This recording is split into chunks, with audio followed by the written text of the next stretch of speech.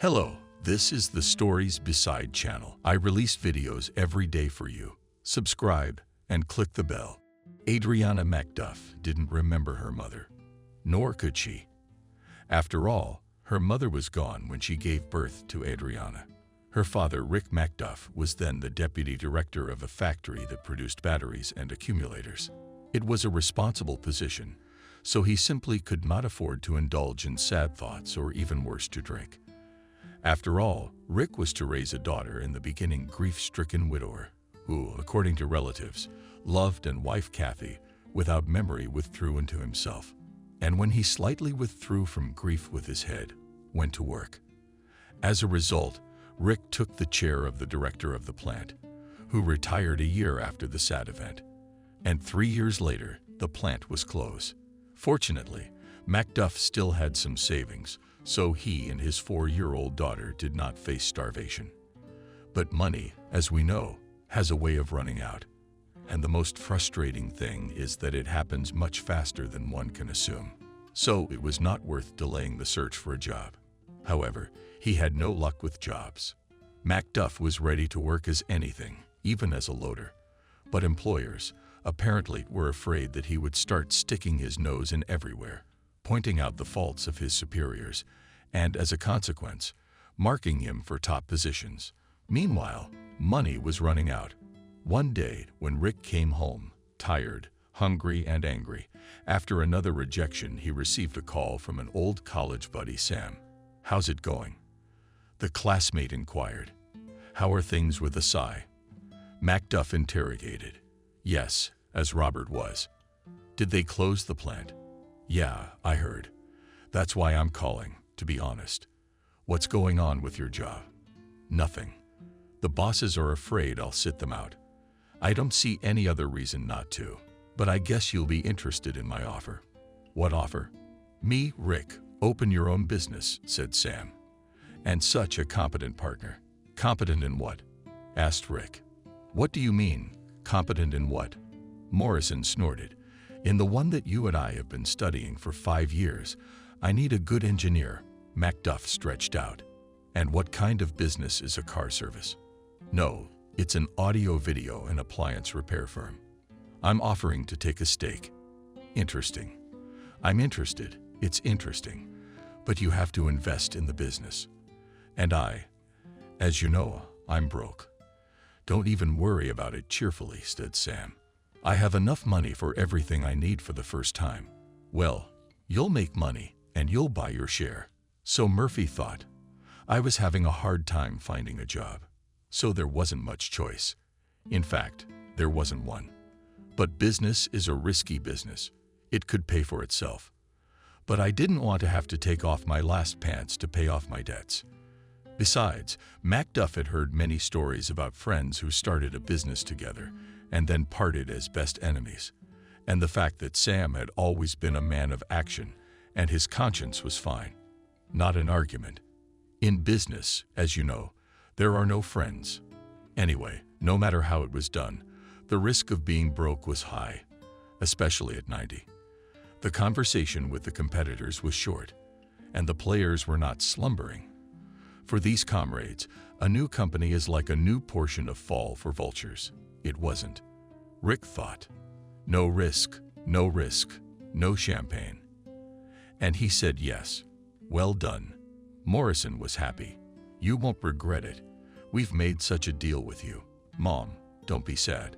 We'll show everyone the Cuskin's mother." Suddenly, Macduff was infected by his classmates' enthusiasm. "Absolutely. Here's the story." Friends agreed to meet the next day in a cafe, which was in the center of the city. Rick looked at his watch and went to the kitchen for a snack. In an hour it was necessary to go to kindergarten Sunny, so it was worth hurrying. A daughter sees God. Rick was trying to be a good father. Anyway, as far as the material side of rebellion was concerned, there were lots of nice clothes, toys, colorful books, in short, anything that would delight a little girl. Adriana Macduff had everything but one thing a mother's love. Unfortunately, her perpetually busy father couldn't give it either.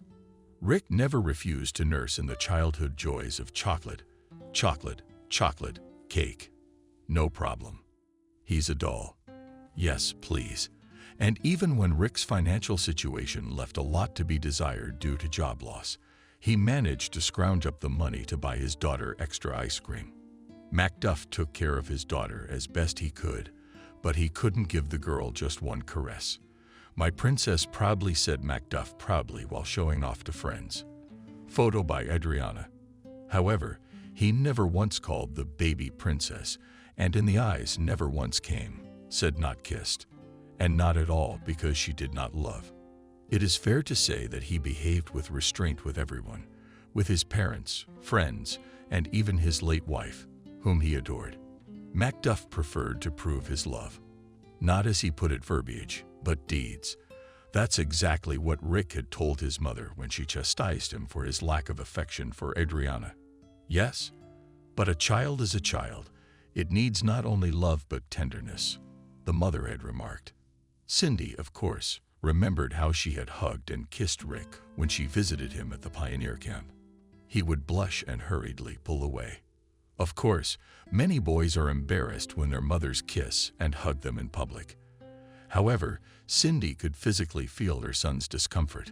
Rick tensed to the point of a compressed spring and trembled. It was something of a phobia. Did it never really wear off? I understand, but they don't. I hope it'll pass with time. Maybe it was because I wanted a son. The widower pondered, but nonsense. It would have been easier with a boy. That's true. But to love a child less just because it's a girl, that's wild. Some of the relatives were convinced. Rick thought the baby was responsible for her mother's death. Adriana reminded him of his late wife in one way or another. Murphy noted this argument with indignation. Being a man of judgment, he considered nothing of the sort. Thinking, Rick came to the conclusion that he was just shy of expressing his love for his daughter, as, indeed, for everyone he cared for. When Rick came to pick up Adriana at the kindergarten, the girl would run to her father and exclaim joyfully. Daddy Macduff would hug the girl awkwardly, as it were, and lightly, patting her on the back, would say, "But she went home." On the way home, the father bought Adriana something tasty. If she wanted to, he'd take her to the amusement park to ride the merry-go-round. The little girl had a favorite pony, pink with a white mane and entrusting with blue eyes, with bumbling and eyelashes. In case anyone didn't get it, we're talking about the carousel pony. Adriana didn't want to ride any other papa. What if her pink favorite was busy? Adriana would pout her pink lips and stare at the boy or girl being ridden. At him with an unkind look, the little girl called her friend a frog. The cameraman always asked Adriana with a smile. Swore. Yes, it's important, the girl answered. Father and daughter walked out of the daycare center, and Rick asked, "Well, home? Or to the park?" "Well," swore, so clerked. Agreed. To the great joy of Freedom allies. "Hi," she said cheerfully. "How are you?" And then she answered with a different voice. "Hi. I'm good." Adriana told her father she wanted to go home. "How's life? How's your daughter?" inquired Sam, after the men exchanged handshakes. "You doing okay?" Rick answered, "Quite well. Well, God willing, anyway." Rick, here's the concept. While discussing the details of the business, Macduff caught himself getting carried away. Maybe we could really make something work, I thought. The risk turned out to be more than worth it. Rick had paid Sam his half in a year and could now call himself a full partner with a clear conscience. The business brought a stable small profit in the beginning, and then quite a decent one, which the partners shared in half. There was a catastrophic lack of time at the dacha. Macduff would take Adriana to kindergarten in the morning, and his mother and sometimes his former mother-in-law would pick the girl up. When Rick came home from work, his daughter was already asleep. "You should get married," sighed Cindy, Rick's mother. Mary repeated thoughtfully, "Yes, Mary. Adriana needs a mother. Women's education is something you have to understand. What about you and Kelly? And who knows how long we have left? Will we make it to her transition age? That's the question." And at that time, A girl needs a mother just as much as she needs a mother now. You know what I mean? Yeah, I understand.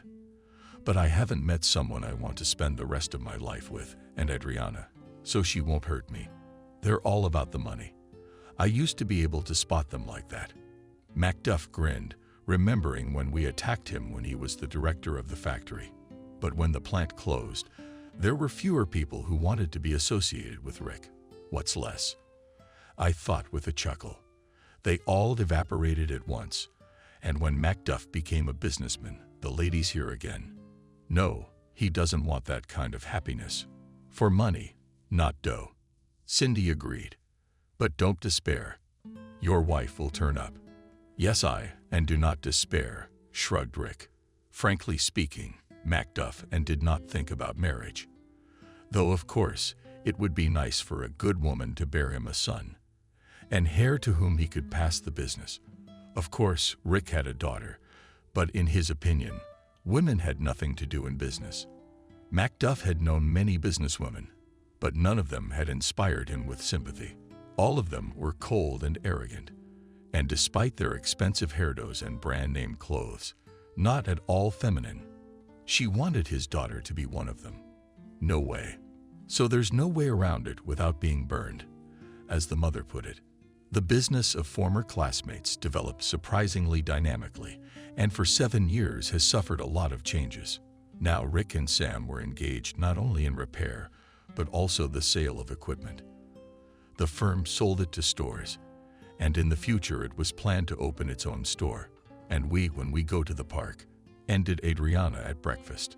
When I have free time, and when will it be? That's what I don't know, Macduff invariably replied. So, 7 years. It was only at breakfast that they saw each other. The rest of the time the girl spent with her grandmothers. Daddy doesn't want to go out with me. I have to go out. Adriana would go to one grandmother or the other. When business was booming, both elderly women hastily explained to her granddaughter that her father is very busy. Bolotov himself felt guilty in front of his daughter. But business is business. Business, he does not wait. Besides, Rick worked tirelessly for his daughter. But Adriana will be everything for the sake of it. As he thought, you can and be patient. But the young Macduff Harris was not willing to be patient, and no argument worked on her. If he had talked to Lisa on Heart and kindly explained that he did not have enough time to communicate with her, she would have understood everything correctly. And since Rick was being restrained, he couldn't get through to his daughter. Dad, where are you going? Asked Adriana, yawning. I'm going to work. What are you doing up? It's Sunday, noted her daughter. And business doesn't care what day of the week it is.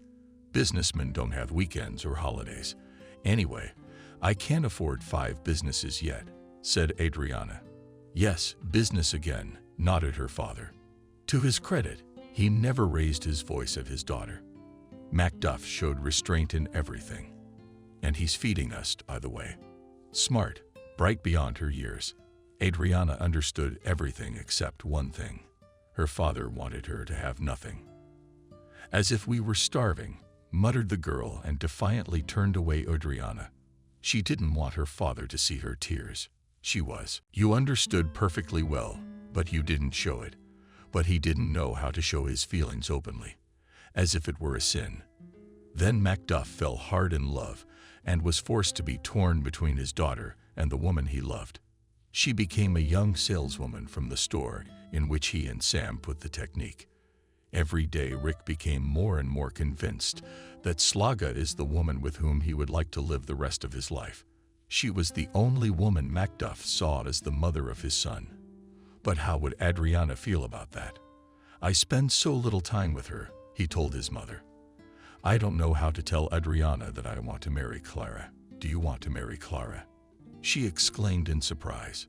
Rick looked furtively at Lisa. The former mother-in-law was a frequent guest at Cindy's house, but Rick, because of the lack of time, did not often visit his mother. So there was little opportunity to talk to her alone. Why are you looking at me like that?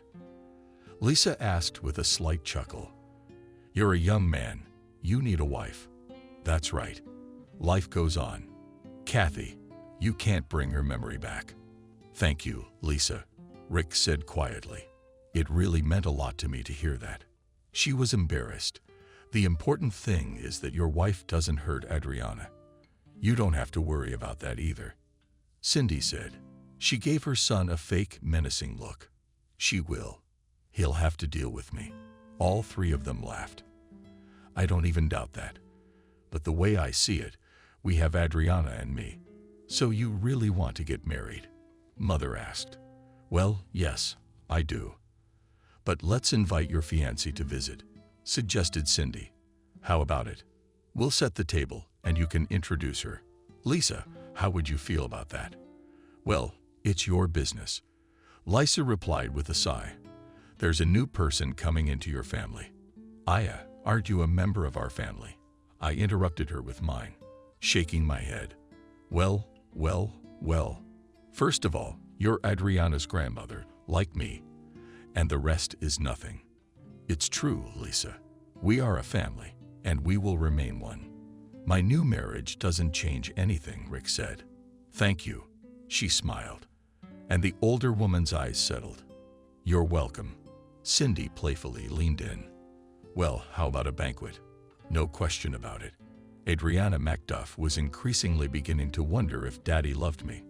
Her relationship with her father wasn't bad, but it wasn't warm either.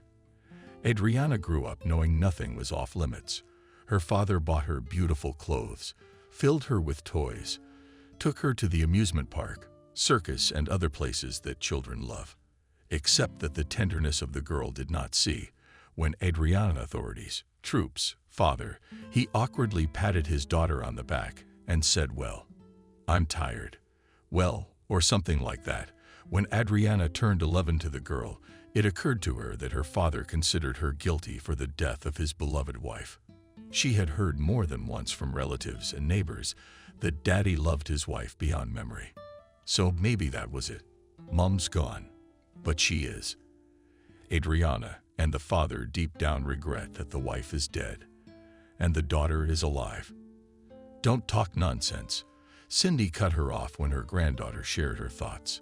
Who told you such nonsense? No one. Adriana answered with a shrug.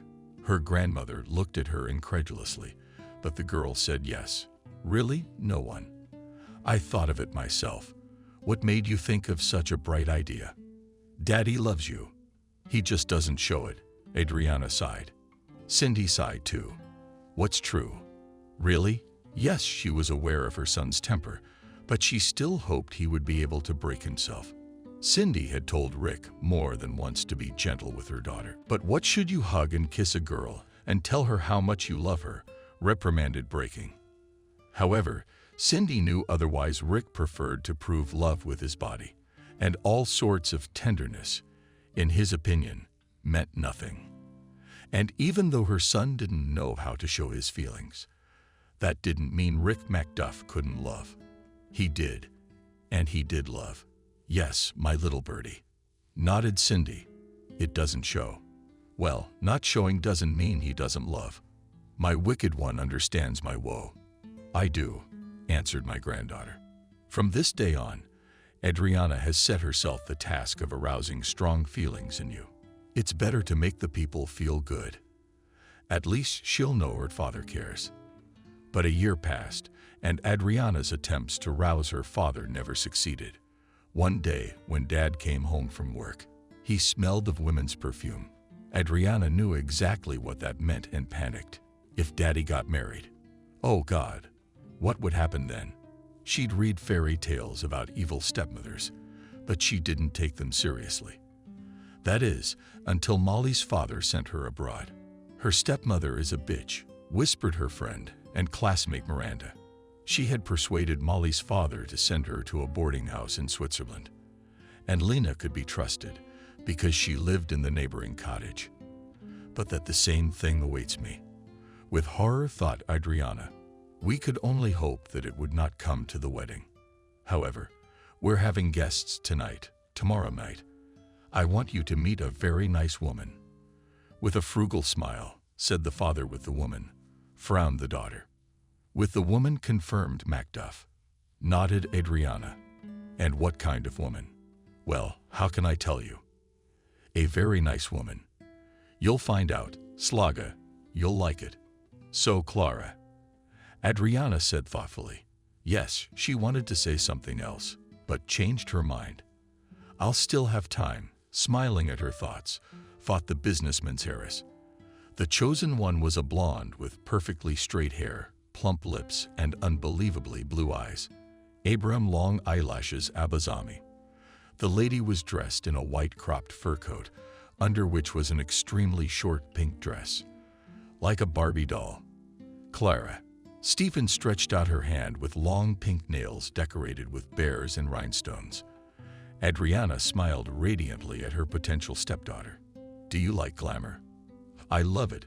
She smiled broadly in return. Do you? Well, pretty much, yes. Adriana giggled. Cindy came out of the kitchen and invited everyone to the table.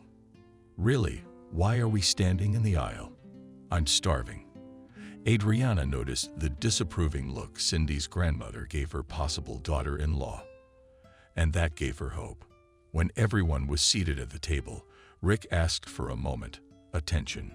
Mama Adriana, Lisa, I'd like to introduce you to my favorite woman. This is Clara. A little embarrassed, he said. How long have you been asleep? The daughter asked in a businesslike manner. Rick choked, and Cindy gasped. Adriana, where did you get those words? What words, Grandma? I didn't say a single foul word. The girl asked innocently. She could have sworn her grandmother was laughing. However, Adriana was far more concerned about her father's reaction. When she looked at her parent, she tried to think of something serious to say, or she would have laughed out loud. The solid businessman blushed and gulped for air as he was thrown on the shore. But his blonde date didn't seem the least bit embarrassed. Rick, it's okay, she said with a smile. Adriana was just nervous. Really? Adriana nodded to the girl, thinking that Slaga wasn't as stupid as she seemed at first. I wonder why she stood up for me. Adriana wondered. I'll have something to think about tonight before I go to bed. The feast went on as usual. Clara went out of her way to charm Cindy. More chicken lezginka. In a secular tone, Grandma asked. No, thank you dazzlingly, smiled the guest. Everything is delicious, but I've had enough for today. I'm watching my figure. That's commendable, Cindy said approvingly. Perhaps a Greek soldier, then. I've read that salads and leaves are very beneficial in that respect. Well, go ahead, nodded Nancy. When she fell asleep, she puzzled over the question for a long time, but didn't come up with anything. It's elementary, Miranda exclaimed. She wants to be friends with you. She's sucking up to you, but we don't know what she has in mind. What were you praying for, Adriana? Molly was at the games and pretended to be nice too. And then Molly got sent to Switzerland. So what do we do now? Well, to fight with her now certainly do not need to, authoritatively stated Miranda, especially since it was Clara who stood up for you. So, nothing. Let's see what happens next. If you communicate with her, you'll be aware of everything. You won't know what to prepare for. Okay, by who? Adriana, with respect. Looking at Miranda's classmate from 3rd grade, I dreamed of becoming a psychologist. And not just dreamed, but did everything to make her dream come true. She read smart books and from time to time looked for interesting materials on the internet, which was not used by everyone at that time. Adriana herself dreamed of doing business like her dad. She knew she would never become a glamour doll like this Nancy. Many of the girls in the class clumsily imitated such ladies. Certainly not Adriana. First of all, because she knew exactly what to imitate. It's not cool.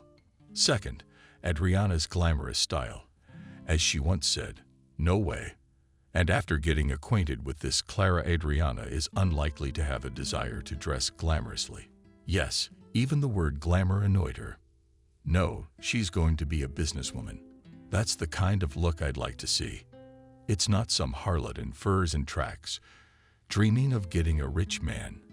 And the fact that Adriana was disgraced by money was not in doubt. But why doesn't Daddy notice it? Is love really evil?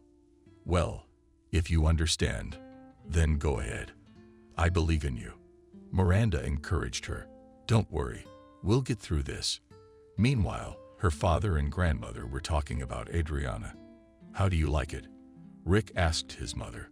Question. How long have we been asleep? Cindy just grinned. Oh, come on. Nothing terrible happened. Adriana's just jealous.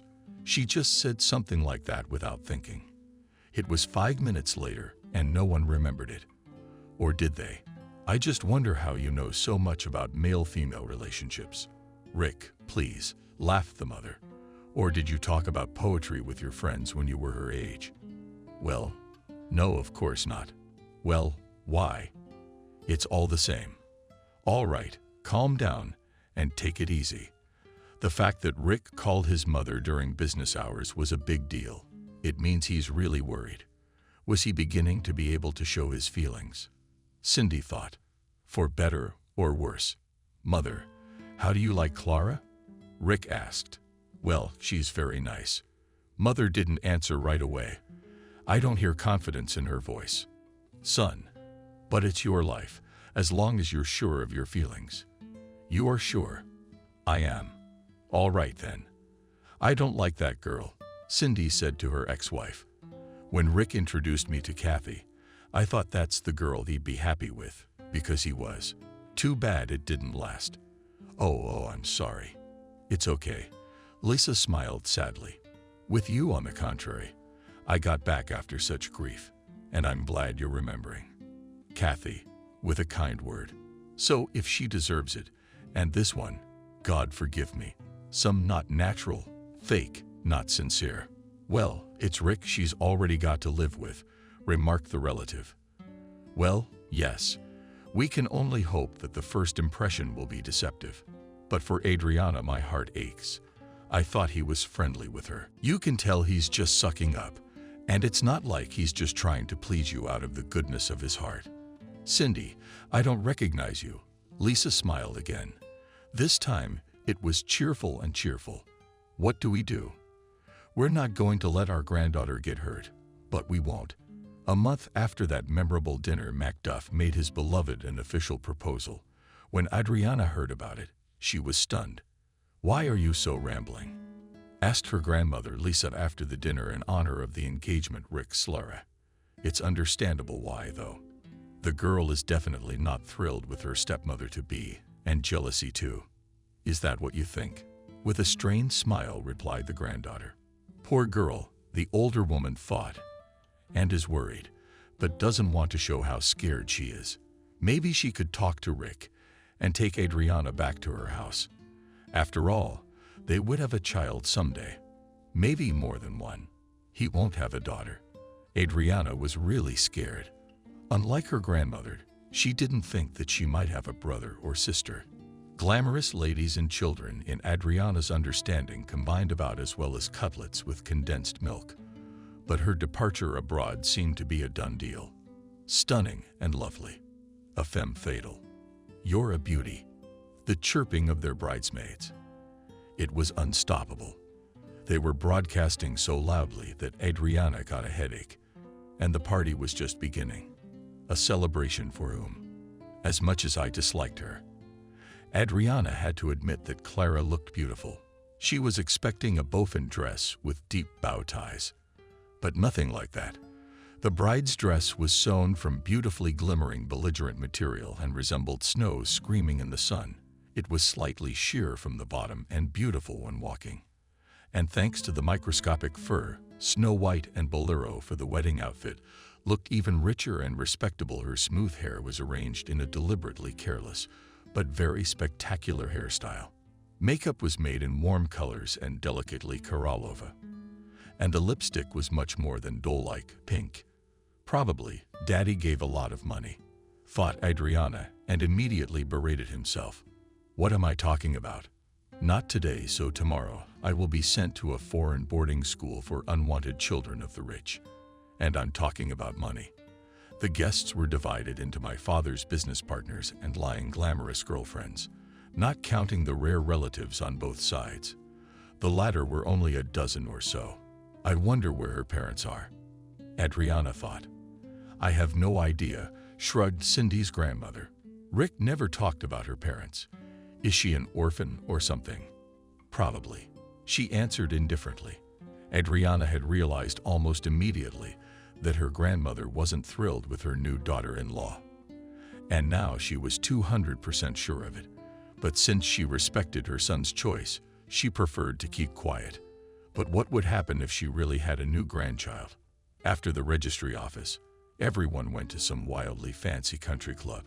The team organized contests, offered the guests to participate in filming, singing, or dancing. I must say, the solid businessmen were happy to read poems, perform interesting numbers, and laugh like children relaxing after hard work. With respect, thought Adriana, wives of businessmen behave more restrained and even somehow prim. Dry wobblers in couture outfits, she giggled to herself. However, these ladies were more sympathetic to Adriana than Elysium, and the half-naked girlfriends, lying around with their eyes glittering like Christmas trees. The girls wasted no time. Every now and then they shot their eyes at the businessmen. Their spouses also did not lose vigilance. After a few numbers, the toastmaster announced a disco. Bridesmaids squealed with delight, jumped out to dance. It seemed that they were about to jump out of their already purely symbolic clothes. Adriana suddenly had a terrible need to pee, so she went in search of a public place. Ellen told the receptionist to go down the hall to the end and to the left. In front of the restroom, there was a sort of an anteroom that looked like a barbershop. There were a couple of chairs, some mirrors with sticks with plywood on them. What was that for? Adriana wondered. But remembering that this is a country club, suggested that perhaps vacationers come here to dry their hair after the pool. The anteroom was set up with pots and masons with flowers.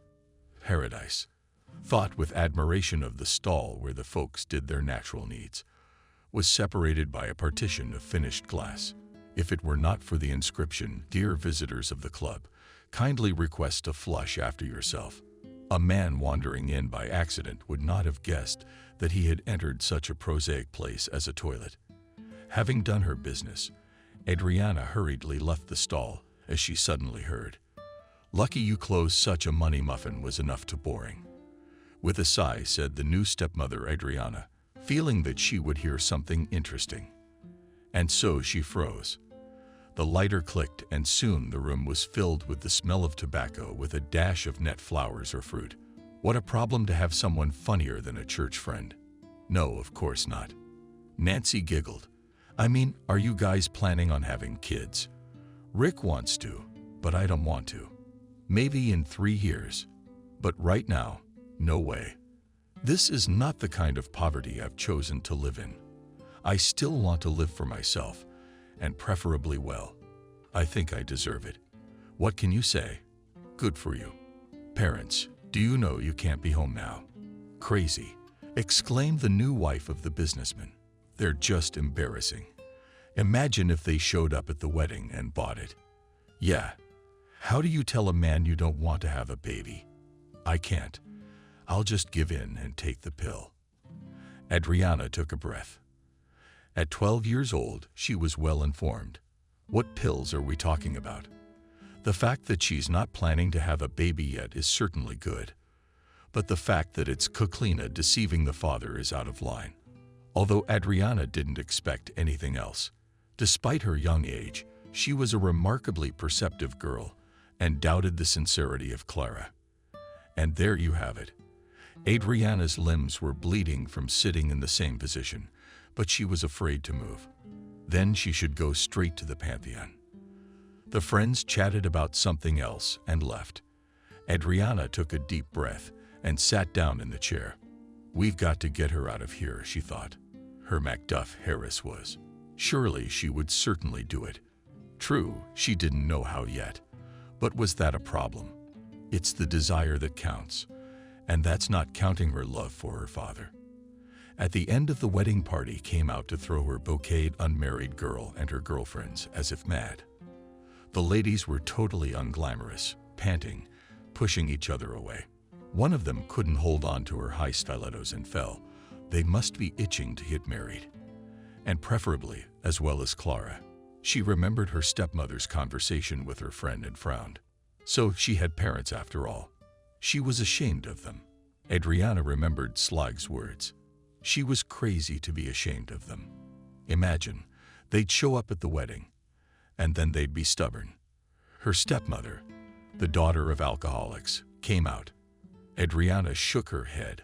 Her thoughts were interrupted by a shriek. A happy man had caught the bride's bouquet. Here, with the throwing of the bandage, friends, the groom came out of tab. Single men present at the wedding banquet is not in a hurry to bind themselves to the bonds of Hymenaeus. Can you imagine? It is Mops, white-haired, cheating daddy, Adriana said indignantly. She and Miranda sat in a cafe and read delicious ice cream. And Adriana was telling her friend about her father's wedding.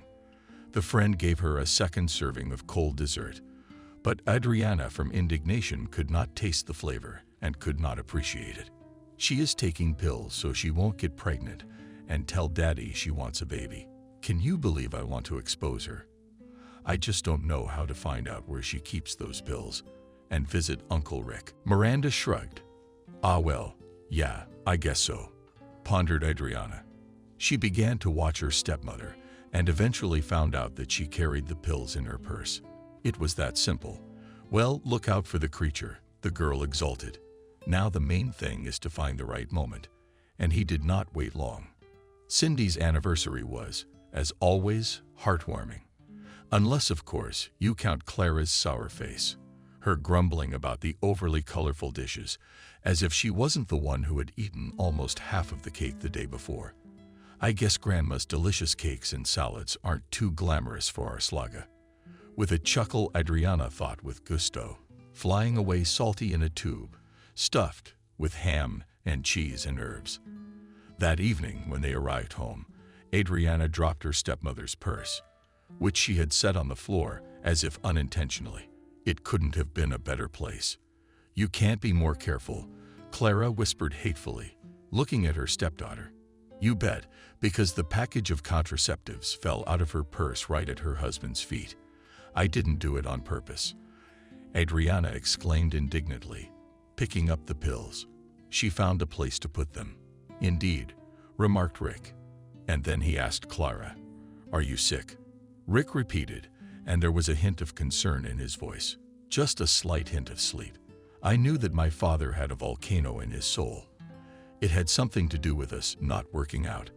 And I think, in the most direct and mysterious way, Adriana said in a mysterious voice, handing the pills to my father, "Clara, you're the measure of a stepdaughter, with your annihilating gaze." I explained everything. Of course you did, nodded Macduff. And I could hear the threat in his voice. Oh my God, really? Adriana thought happily. However, she was disappointed in the morning. At breakfast, her stepmother and father looked like lovebirds, not the slightest hint that he was going to put out that armful. And what would that mean? Puzzled thought Adriana. So far, the darling has labeled it directly. Clara kissed her spouse on the lips. When Rick and his daughter had breakfast, they went to the car. "Daddy, do you think I'm little and don't understand anything?" After a little thought, Adriana decided. "No, I'm not," assured her father, pulling out of the yard. "Then I have a question." "I'm listening, as usual," she said discreetly. "Dad, have you forgiven her?" "I have nothing to forgive her for." "What do you mean?" "Nothing." "And the pills?" "What about the pills?" Macduff shrugged. "Clara explained it all to me." "Aha. And what did she explain to you then?" "Adriana, what kind of interrogation is this? Clara and I are two adults who can work things out between ourselves. I'm just curious. I'm a woman-to-be, after all. At least I'll know what kind of noodles to tell him." Adriana smiled slightly. "But why noodles? If you're so mature, I'll explain on my fingers." The doctor advised Clara to take the pills and then stop. It's kind of like if you stop, it comes on. The result of my father's embarrassment was a little amusing. Adriana. No, he's not so dishonest. thought the daughter with satisfaction. What's so strange about it, though? It's not like he's a robot. There's a limit to everything. That would be all right. But the explanation that Clara gave her father, I'm not convinced. Adriana is obviously lying. Miranda declared unequivocally, when the friends joined together in a secluded corner during recess. If that were true, your dad would know about it. Except it didn't work out. Adriana said sadly. It wasn't evening yet. On the way home from school, Adriana often visited her grandmother, or rather, grandmothers, because Grandma Lisa spent most of her free time at Cindy's. That's just how it is. Unfortunately, saints often dislike each other. But that had nothing to do with Adriana's grandmothers. Cindy had once loved Kathy like family and had become firm friends with her mother. Their husbands, Christopher, although they were great friends, Cindy and Lisa were good friends. Adriana adored both grandmothers and was proud of their friendship. My grandmothers are the best. With pride, she thought. Adriana opened the door with her key and smiled. They are. The grandmothers briefly into your singing again.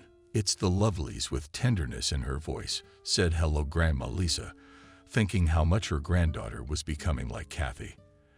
And as she grew older, the resemblance only grew stronger. The same piercing blue eyes and unruly golden blonde hair that Adriana used to wear in a ponytail. Her late mother had favored an elegant one. Hello, Dragonfly, Kathy, Cindy repeated. Why are you puffed up? Like a mouse on grits. Did you get an F? Well, I'd rather have gotten a D, said her granddaughter sullenly. What is it? Asked grandmother, guessing that the stepmother again did not please her something, and thought it seems that in fairy tales stepmother-stepdaughter, and indeed something is something. But jokes are jokes, but the girl is suffering. Is it that my dad seems to have gone blind, or has love made him a little dull? Adriana answered and told the story of the pills. But maybe Clara told the truth. Grandma, you even splashed her granddaughter's hands. Frankly speaking, Cindy herself did not believe it. However, the old woman thought it was wrong to show it to her granddaughter. Otherwise, she would be turning the girl against her stepmother, and against her father as well. Cindy could not help guessing that Adriana understood how she felt about her daughter-in-law, but she should behave like a wise grandmother. It hurts me that this white-haired bitch is deceiving Daddy. Adriana, but you don't know anything. Lisa must have quietly remarked. Why not? I don't know. Yes, I do. Adriana smiled mysteriously. So it turns out that Clara is not an orphan. Cindy said thoughtfully, when her granddaughter told her about the conversation overheard in the country club restroom. It turns out, nodded Adriana. She said she was an orphan. Yeah, she didn't say anything at all, Grandma recalled. But you know what I'll tell you. Adriana, honey, don't get involved in their relationship. It won't end well. Let them try to send me to boarding school. What boarding house have I interrupted you in the meantime? Cindy animated with surprise. I know which one. A foreign one. To Switzerland or to England, father that was going to send you abroad. The older woman wondered, thinking that Adriana was right when she said that love made Rick's mind tight.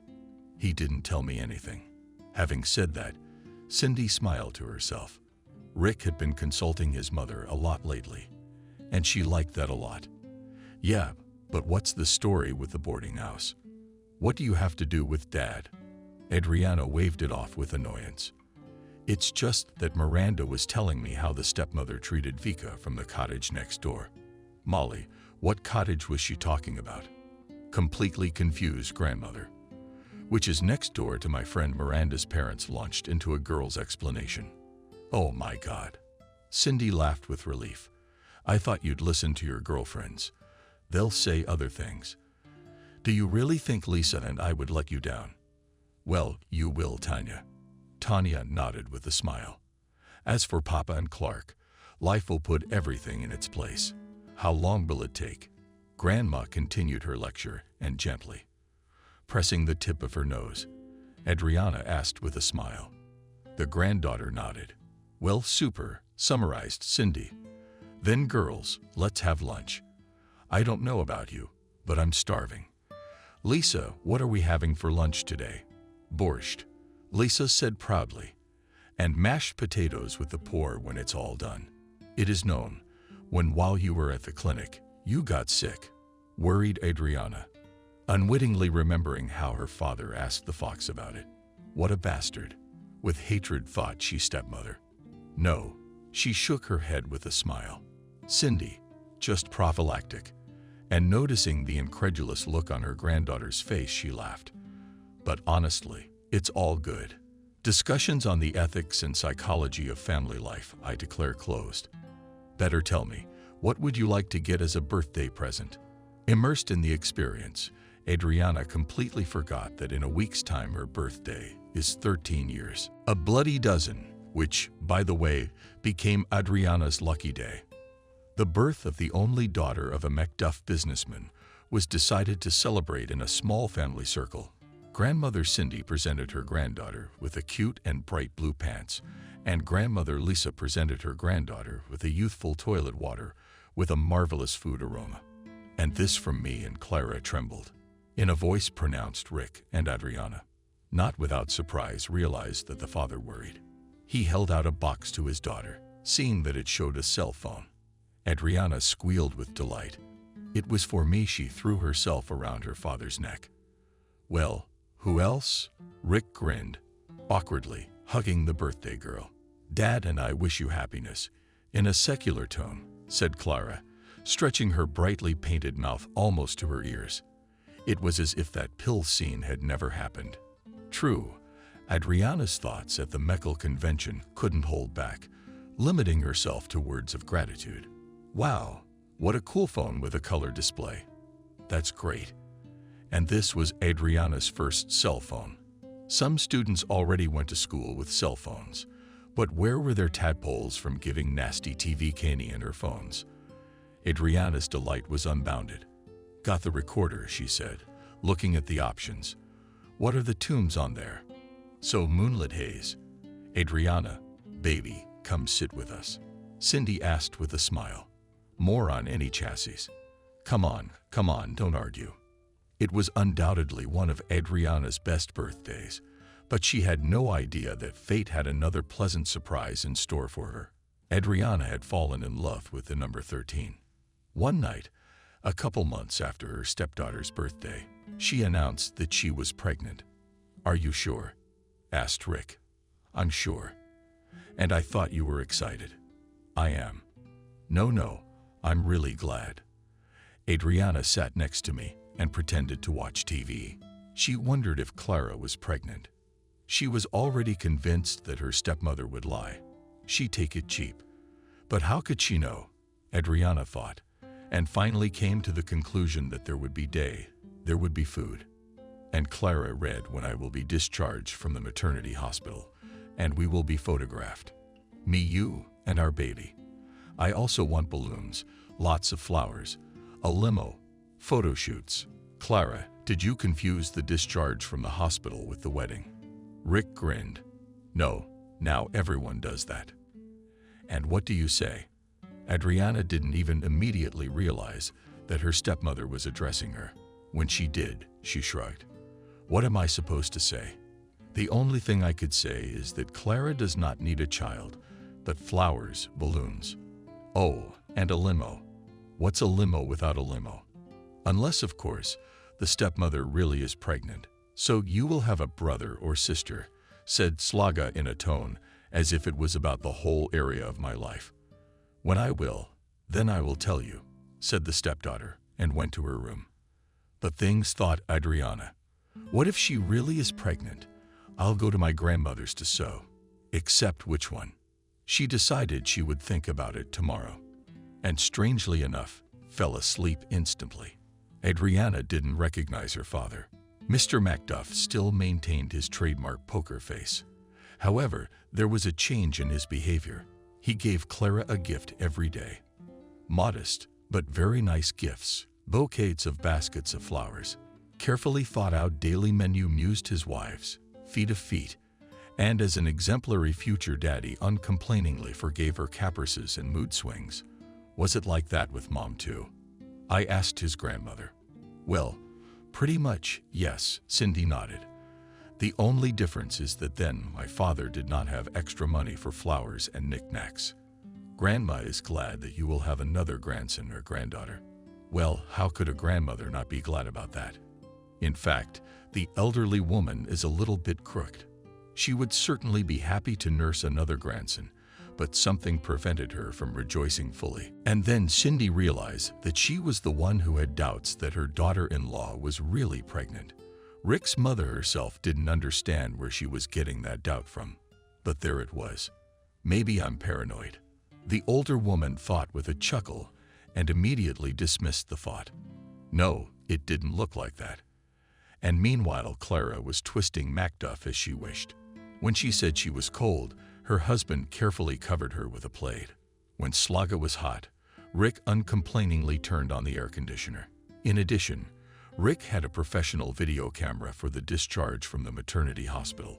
That's the way to become a jack of all trades, thought Adriana, looking at this, shall we say, family TV. The Macduff couple was sitting on the couch. They were watching TV. Beside them stood a palla of strawberries and cherries with whipped cream and a saucer with 2 small cakes. Adriana settled back in her chair in anticipation of another play. Love, I suppose. I want some water with lemon. Capriciously, the stepmother said. Rick just sighed and went to the kitchen, and when he came back with a glass of water, with either racer floating in it, Slara said thank you. I don't want any more. Macduff sat down on the couch and put his arm around his wife. Rick, you know what I thought. I'm all smiles. I need some positive vibes right now. It's so encouraging. Nodded Rick. It's not like you want to go to a resort. Adriana grinned to herself. And I want to quit, said Clara. But old girl, you disappoint me, don't you? Quit? Macduff interjected. Aha. Disarming, smiled his wife, pressing herself against his shoulder. I want to prepare for motherhood in a quiet environment to visit museums, exhibitions, and just walk in the fresh air. But I think we can afford it, nodded Rick. Thank you, beloved, that's all. Well, to be honest, there's more, Clara said shyly. Would you like to go somewhere? Still, I underestimated you. A trip, repeated the husband thoughtfully. Yes, of course, with my favorite man, but you know I don't have time. Well, I was so hopeful. Disappointed, said Clara. What can you do? With sincere regret, said Rick. The only thing I can offer you is to go alone. Why not? You'll have a rest to unwind and prepare, so to speak, morally for the birth of the baby. Where would you like to go? Well, let's just say Egypt. Okay, and Egypt. So Egypt, I'll arrange it. Clara shone like a copper penny in the sun and smacked him on the cheek and said, I have the best husband in the world. I tried to jokingly with a bow, replied Rick, and added, and I have a wife. You are so beautiful. At this point, the father reminded of his son John, whom not so long ago began to hit on her, then a chocolate bar, then texts, and the other day John panted awkwardly, told Adriana that he liked her and invited her to the movies. Adriana promised to think about it. I guess I'm the kind of woman who's good during pregnancy. Nancy, what does pregnancy have to do with it? You're as beautiful as ever. You've got a lot of nerve. Adriana thought indignantly, is it okay to have a baby? She said a deep goodnight and retired to the bedroom. Let it all roll on. And you know, I think I'll have a drink of water. Adriana heard and grinned. After Clara quit her job, she was always missing somewhere, although why is it known? Were the store, beauty salons, sitting in cafes, in the company of the same glamorous ladies. In general, a full set of pleasures, the young wife of a businessman. Macduff was very reverent towards his pregnant wife. It is understandable, because the life of the first wife was cut short at the moment of childbirth. Clara, have you been to the doctor? Rick asked. Yes, of course. And how's our baby? He's fine. What about the trip to Egypt? Oh, I forgot. Here you go. He slaps himself on the forehead, and he's cool. I'm going to Egypt. I'm in. Adriana, having learned that her stepmother was going to a resort, sighed with relief at least 10 days off from her. But fate had something more interesting in store for the Macduff Harris. But even for this stupid report in despair, said Adriana in despair for the 10th time search in the school backpack. The social studies report was a matter of life and death. People from the education department would be present at the defense of the report, which she had been preparing for 3 whole months. Are you sure you put it in the backpack? Miranda asked. Yes, I did. Adriana said, annoyed, although she suddenly remembered how she had already unzipped her backpack in the hallway and intended to put the report in it, but decided to educate herself. Adriana burned herself and left the apartment, and the report remained lying on the shelf. What? Nothing, and did not put it home. Nervously, she said. Asking Betty to leave shrugged Miranda's shoulders. Well, what else is there to do? Yes, the defense would make it in time.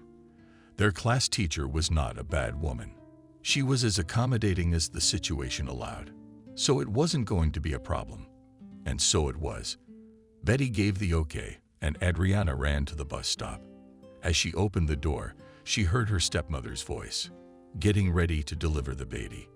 And I mean it, she has no idea. Adriana, not thinking long, turned on the recorders, stood at the entrance to the kitchen, from where not only came the voice of Clara, but also smelled like of a tobacco. The stepmother fell silent, and Adriana grimaced. Pisanka, sweetie, say something else, say something. She mentally begged her spouse and father, forgetting about the report. What the hell does a report when a viper has penetrated their family? Well, I'm going to Egypt to have a blast, and then I have a miscarriage. Well, the hospital's got it covered. It'll give Kevin a chance to prove his love. Because, yeah, they're all assholes. But that's good for us, right? Giggled the sneaky Clara.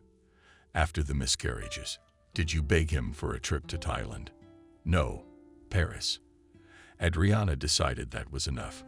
God forbid, she would go out into the hallway and warm the candlestick standing by the mirror in the hallway. As if in a dream, she took the report from the shelf and left the apartment unnoticed.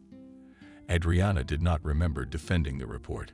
She had said something, answered some questions, and came to her senses when the social studies teacher Joe said approvingly, "Well done, Macduff." Adriana walked out of the classroom and sank into a chair. Her classmates looked around, hesitant to come in. Finally, John Michelson, apparently, decided that he could not breathe before his death, crossed himself and said, "God be with you," and disappeared into the study. "What's the matter with you?" asked Miranda, looking intently at her friend. "You're not well, Miranda, then," Adriana said tiredly. She didn't remember how long she had been staring at the same spot. When she came to her senses, she had already defended her report, but she had calmed down a little. Adriana nodded and said, "Let's go." "That's the bomb," Miranda exclaimed when she heard the recorder and the tape. "And when you're going to blow it up?" "I'm going to blow it up right now," Adriana said firmly. "Rick is busy," said the secretary. But the girl didn't seem to hear her. Adriana burst into the office and said from the doorstep, "Dad, I need to talk to you. It's very important." The secretary from Rick entered the office. I tried to stop her, but she, Olga, "Everything is fine," soothed her Macduff, and the girl, with a sigh of relief, left the office. "What such an important business brought you to my work?" good-naturedly asked the father. Instead of answering, Adriana turned on the dictaphone. "Why? Shall I go to Egypt? I'm going to have a great time there. And then I'll have a miscarriage. I heard Macduff." The young wife's voice got darker, but the hospital's got it covered. "At the same time, we give Kevin a chance to prove his love. Otherwise, yes, they're all asses. Turn it off." Rick cut him off. "Adriana, I hope you're not doing that right now." She didn't have time to finish. Bolotov took the phone and gestured for his daughter to be quiet. The girl obediently nodded. Now Adriana was sure that she had achieved her goal and felt good and calm. "Are you close to home?" asked Rick, after which he told his wife they needed to talk. Let's go, shall we? He turned to his daughter. Let's go. You wanted to talk to me, Nancy asked with a smile. She was wearing a revealing dress, dark red in color, lipstick to match the dress, carelessly curls almost to her waist. What can I say? Good looking. But it didn't matter now. Yes, I did. But first, you have to show me all the papers that prove you're pregnant. But they're at the hospital, and Nancy's flying around scared. Well, let's say I call the hospital you're seeing. But why? Really, no reason, agreed Adriana. Be a friend. Turn on the tape. It's not like that. That's not what I meant to say at all. We were joking, and shut up. Macduff said softly but sternly, here's your 15 minutes to pack. Time's up. Or maybe I'm a jackass, but I'm not going to let myself be fooled. Rick's favorite faux pas, exclaimed the sneaky piss shamefully, and explained everything to Clara, not testing my patience. Macduff was adamant for 14 minutes, but Adriana, it's just you know it. I know. I was an idiot, but luckily it's not too late to fix it. Take all the jewelry. We don't need Adriana. And get the hell out of here in 13 minutes. Surprisingly, from that day on, the father-daughter relationship changed dramatically. They had many conversations about everything. Macduff seemed to rediscover this surprisingly wise girl, his daughter. He had to have figured out the fox. From time to time, Rick wondered if he regretted it, and suddenly realized that he didn't. I guess I didn't love her, Macduff once told his mother. Of course you didn't love her, he hummed, but mother, that's a different name for it. Even a detained man like you is no stranger to passion, which fortunately passes. Fortunately, Rick interjected, looking thoughtfully at his mother. In this case, certainly. Maybe. But what the hell with her? I have wonderful parents, a beautiful daughter, a job I love. I happen to be a lucky man. Robert, what do you want to be? Rick asked me once. I want to be in business. Without hesitation, answered the daughter. What about you? How's that? Unexpected. Frankly speaking, he always thought that business is a man's business, and a woman should be engaged exclusively in women's affairs, choosing business. A woman, in his opinion, loses her femininity. Solid, successful business lady looks great, visits beauty salons, dresses expensively. However, the real woman was in her at least kill me, did not see. But now, looking at this girl, she looked remarkably like his late wife. Rick thought she'd make a great business lady. What about femininity? How do I know what they're like at home with family and friends? I've been dreaming about it since elementary school, Adriana admitted. Well, welcome to the world of business. When the Macduff Harris went into her senior year, she recalled with a laugh how she was afraid that her father, with a pitch from the right, was expecting her to go abroad. Now studying outside her native country didn't seem like something terrible to her. Moreover, she firmly knew that she wanted to study at the London School of Economics and Political Science. Why? Sounds solid. Dad remarked. Because it's one of Britain's leading centers for business development and entrepreneurship. There's a Department of Economics, Finance, Management Law, and International Relations. Wow, but it's not bullshit, nodded Rick. So what did you choose? I chose economics. Where without it? Especially since it includes the rest of the above. And there are electives too. Adriana's enthusiasm energized her father. The grandmothers, of course, wooed and awed that the only granddaughter was going to study so far away. But the girl only laughed. Grandma Lisa, Grandma Cindy. First of all, I haven't gotten in yet. And second of all, in the age of the internet, is that a problem? But both grandfathers were looking at their granddaughter. With respect. But for what? Ivan Petrovich remarked. We didn't have such opportunities, so Adriana will learn, and at the same time she will look at the world. And then, look, and a foreign groom will find good-naturedly, laughed Fyodor. Well, why not? Flirtatiously smiled granddaughter. By the way, there are students from different countries, so I'll become some kind of blue Vanessa or Mrs. Everyone laughed. The attempt to get an education abroad was successful, and Adriana flew to London. 10 years later, Adriana, the Germans have arrived, reported to the secretary. Thank you. Seeing them off after the meeting with the Germans and the upcoming business negotiations in a restaurant. And then she had to work in the office. All in all, free time was worth its weight in gold. But Adriana Macduff, and all that was madly enjoying it. 5 years ago, she graduated from the London School of Economics and Political Science. And a year ago, Rick, convinced that his daughter perfectly coped with the duties of the head of the firm, stepped away from the business. He married a good woman whose name was Galena. And soon after the marriage, the newlyweds moved to the country house Macduff. Sam Morrison, with whom he started the business together, had long ago sold Macduff his share and left for Miami. So now Adriana was at the helm of a powerful mechanism, and she did it well. Mom, as well as grandparents, who also passed away, were proud of her. The personal life of one of the successful business ladies was shrouded in mystery, and therefore about Adriana Macduff, and judged a hell of a lot. One, inexplicably from where they took that, most likely she was abandoned by a certain English lord. Allegedly, that's why Adriana returned to Russia as a beaten dog. Others were convinced of her unconventional orientation, and these others knew that an employee of the prosecutor's office was pining for the spectacular business lady. By the way, the employee had indeed been a player on Adriana since high school, and he was none other than classmate John Michelson. But what did orientation have to do with it? That's what she never realized. Because if everyone who doesn't reciprocate is suspected of being LGBT, the world will go crazy. And soon Adriana Macduff met her future husband.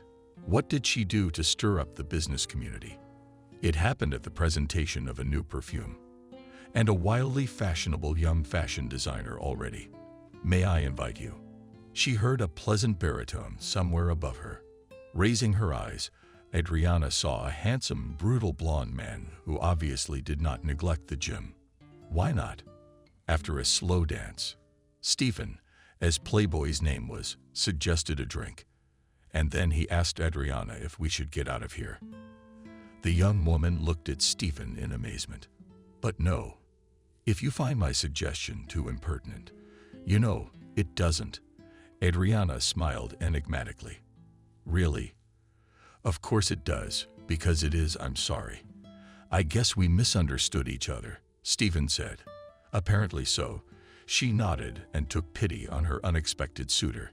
I like your proposal very much. So what are we waiting for? Still, Stephen stopped by a restaurant that works until the last customer. They ordered a bunch of food and 2 bottles of red wine. The bartender and the waiter threw now and then in their direction, suffering looks, but they were in no hurry to leave.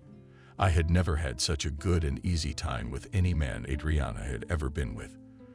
True, there weren't that many men, but still, her first man was the son of a Parisian businessman named Pierre. Could Frogman learned from them French phrases, on which they, in fact, and mocked. And a month later, the young people parted. Zanuds was not to her taste. With her second lover, Adriana met during a walk in the national park. George worked in a small construction company, loved sports, and had a great sense of humor. The couple dated for 2 years, but in the end it didn't work out. Then there were some other hobbies, which were limited to innocent flirting. Of course, there was also John Michelson, who had loved Estonia since 8th grade. But he was so good that Adriana felt she had no right to give him hope. Let him already find someone who will love him and make him happy. Adriana recalled how she had returned from London. John had arrived at her door with a bouquet of roses. Tall, handsome, dressed to perfection. He smelled of expensive perfume. And his career, as far as she knew, was on the upswing. What a way for a girl to look, Adriana thought. I don't need other girls. I only want you. I'm willing to wait for you as long as it takes. And John waited. And for good reason. Adriana came home at midnight. intoxicated not so much by the wine as by Stephen's charm, and happy beyond belief, but not bothering to take off her makeup and wash it off. She poked her under the covers and fell asleep with a blissful smile. Stephen Adriana's relationship was progressing rapidly. She felt she had met her man, but he was slippery, said Miranda, with whom Adriana was still friends. Well, I don't like him, that's all. I feel like there's something wrong with him that I'm surprised to hear, Adriana exclaimed. Stephen is cool. When you get to know him better, you'll change your mind about him. I don't think you even know what he does. Of course I do. He has a business in another city. What kind of business? A real estate agency. And you know what kind of agency? Did Miranda keep up? What kind of interrogation is this? Adriana wrinkled his nose. He said the name I don't remember. And you didn't even ask around. Adriana shook her head. I remember when your papa hen married Clara, you said that love had robbed him of his ability to think. Well, I can say the same thing about you. I don't like him. Well, the important thing is that I like him, giggled the business lady in love, and added seriously, Miranda, you are a wonderful psychologist, but you are wrong about Stephen. He's a good man, and I'm comfortable with him. I would pay attention to John if I were you, but you are not in my place. Adriana argued reasonably. Then everything will be fine. Miranda wasn't so sure about that either. Her father wasn't thrilled about his daughter's suitors either, but he said it was your life. I won't interfere, but remember, if you need any help, I'll always help you in any way I can. Thanks, Dad. Adriana hugged her father. A month later, Stephen proposed to Adriana, and she said yes. Aren't you in too much of a hurry? Miranda expressed her doubts. I beg you, she said with a smile. If I realize that I've met the one I want to spend the rest of my life with, then why wait? People date for years and then get divorced. So why wait? My friend thought about it. As a psychologist, she realized that in the words of her friend had common sense. Indeed, why wait? They are not students who have no money or housing, but something that did not believe in real estate agency or extraterrestrial love at first sight. After all, Adriana is a grown woman and knows what she's doing, Miranda thought. After a lavish wedding, the newlyweds flew to Spain. Honeymoon to the rhythms of flamenco, so titled Estonia album, with photos of the vacation in social network. After seeing these photos, John Michelson got so drunk that he came to himself for 2 days. Thankfully, it was a weekend. Having returned from Spain, Adriana began to look at the house. She had long dreamed of it, but she had no time to deal with the issue. Jen, you are my realtor. With a smile said Adriana, cozily, nestled on her husband's lap. Maybe in your office there are suitable options. So this summer, all solvent buyers at the resorts during the waiting for the baby. That's true, but you do realize. What if I recognize it? Finally found the right one online today. It was a lovely mansion with a large modern bathhouse, a meshless barbecue area, and an above-ground garage. The house was close to a forest area. This was a nice bonus for Adriana. We'll walk in the woods, pick berries and mushrooms, the young woman thought dreamily. Do you like it? She asked her husband. It's all right, nodded Stephen. Let's take it. Why not? The couple worked hard, but despite this, they managed to make time for socializing. In the evenings, they walked in the woods and tried to find the first mushrooms of August. There are no mushrooms there, good-naturedly said an elderly neighbor, a retired general, as well as berries used to grow, and now everything. No more. I see. Well, then we will walk in the forest, enjoying nature and breathing fresh air. Your newlyweds, the ex-military man winked cheerfully. Is it noticeable? Noticeable, nodded the neighbor. Older spouses don't usually hold hands. But God grant you many years of happiness. Thank you. The spouses replied with glee, laughing merrily. They ran into that one. I'll take a bath, said Stephen, gladly throwing off his dusty sandals.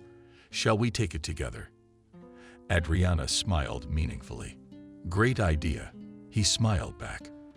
Then his cell phone rang. Looking at the display, Stephen pulled away from his wife and sat down in the wicker rocking chair, pressed the answer button. I missed you. I want to see you right now. The pestilence heard a woman's voice. I'll come all right.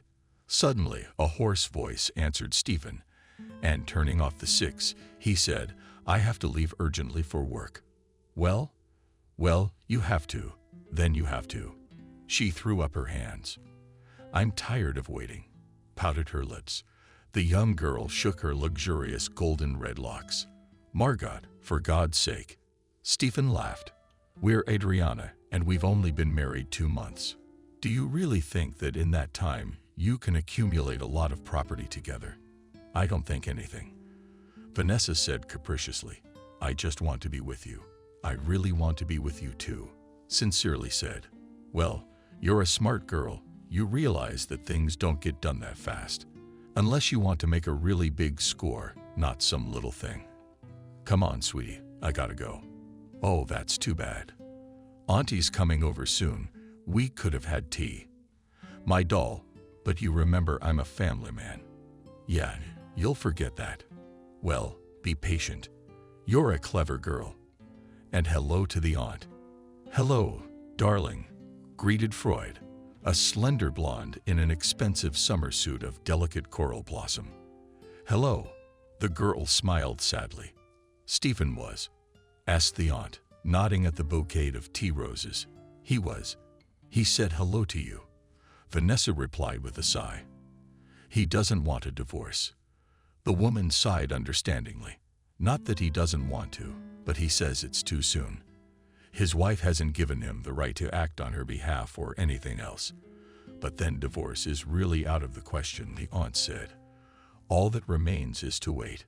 Wife, at least you're pretty. Instead of answering, Vanessa entered social networks, showed a photo of the beloved with a wife pretty, but nothing special. Threw in a loving auntie. You're much prettier. Who does she remind me of? Maybe the owner of a hardware store and a repair store. Adriana Macduff. So now she's a Smith. Macduff is slowly being reinterpreted by a relative. Did you two know each other? I was married to her father. After her divorce from Rick Macduff, she couldn't find work for a long time. Eventually, she got a job as a waitress, but it didn't last long. One day, the beautiful blonde was noticed by one of the visitors and took her as a kept woman. He rented her an apartment, fed her, dressed her, and one day informed her that he had found another. You have the apartment at your disposal for a month. And then, sorry, Slaga promptly found another sponsor who put her in his luxurious dacha. Slaga lived there until one eye neighbor did not see a blonde staircase and reported it to his wife. And there was nowhere to go. So she left for her native village. Living with alcoholic parents is not very healthy, so she went back to the city. She worked as a maid, and for the first month she was allowed to live in a service room. And then luck smiled on Clara in the person of an old rich man from a neighboring vegetable garden. The old man was terminally ill, and after his death left Slaga an excellent 2-room apartment, a substantial sum of money and some jewelry. Relatives of the deceased tried to resent, but could do nothing. Everything was according to the law, so they just had to accept it. A year ago, a niece, Vanessa, came to stay with him. The girl, like her aunt, wanted money and a beautiful life, but did not like to work. From time to time, they got acquainted with wealthy men, but lately they got only amateurs. Have a good time and gift the beautiful ladies with a certain amount of money. Well, it's still bread. And here is such luck. Clara smiled. It seems that she had the opportunity to kill 2 birds at once to take revenge on not demolished girls, and at the same time, and attach her nephew. Clara knew about her affair with Stephen, who rented the apartment across the street and was privy to all the details. The only thing she didn't know was who his wife was with. What had she found out now? Margosia, it would not be possible to invite Stephen for tea. Let's say tomorrow, with a haunted smile, inquired Stephen. I think I might be able to help you, shall we say? Speed things up. Two heads are certainly well better than one. And that's just fine. You see, my dear, I have my own scores to settle with this lady. Miranda loved her work as fondly as she loved her husband and 2-year-old daughter. She did not stay long on maternity leave, and when the baby was 1 year old, hired a nanny and went to work. The services of a psychologist from the center where Miranda worked were not cheap, so the salary was high. The staff was great, too. And the only thing Miranda didn't like was the hysterical rich ladies who obviously had nowhere to put their money. God, what an idiot, she thought as she saw off another well-dressed and hysterical person. Miranda grew up in a well-to-do family, and it was hard to imagine that her mother, the wife of a commercial director of a joint stock company, went to psychologists and complained about Krivoruchko, their plastic surgeons, or lack of attention from her husband. And now in front of her sat a pretty slender brunette in a leather habitual suit, hung with gold and diamonds, like a Christmas tree. "Well, what's wrong with me?" asked the woman, looking at Miranda, as if the patient's entire future life depended on her. The lady's lover was 15 years younger than her, but assured her that age was no obstacle to feelings. And further, Banal Cavalier turned out to be a Banal Alfonso marriage swindler. Dark-haired lady was so naive that she gave her lover passwords from bank accounts, which he took advantage of. My God, and how do all these ladies do business? Miranda thought with bewilderment, and remembering her friend, decided that love, unfortunately, not only opens, but also. You see, your lover actually did not do that to you, but to another rich one. Let's call things by their proper names. There's nothing personal about the victim. The client took a deep breath and suddenly said, "Would you like to see how handsome he is?" Miranda did not have the slightest desire to look at some Alphonse swindler, but it couldn't be helped. Such intimate conversations were part of her job, and often the outcome of the conversation depended on it. "Well, let's have a look," Miranda smiled, and when she saw the photo, she miraculously didn't fall off the table. Her friend's husband was looking at her. After seeing off the visitor, Miranda immediately dialed the number of her friend Adriana. "Your husband is not who he says he is, Miranda." "What nonsense," Adriana said tiredly. "Tell me he's a foreign spy." "What? What did you hear?" "You're just jealous that Jenka and I have such a beautiful relationship, and you and him are just like normal people."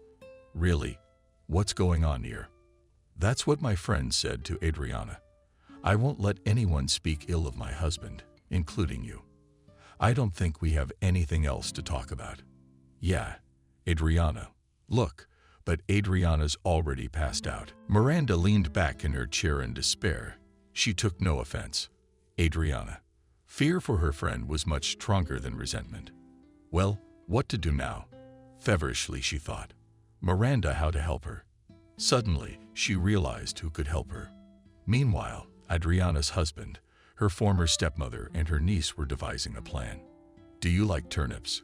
On soap operas in the car?" "Yes, I love Vanessa very much and I want to be with her." Looking into her eyes, Stephen replied. "But what you're suggesting, no, I don't work out of the blue." "No, girls much more effective and most importantly safer to divorce and pull half of the jointly acquired property." "So the mansion was purchased during the marriage, right?" Vanessa pointed out. "Married.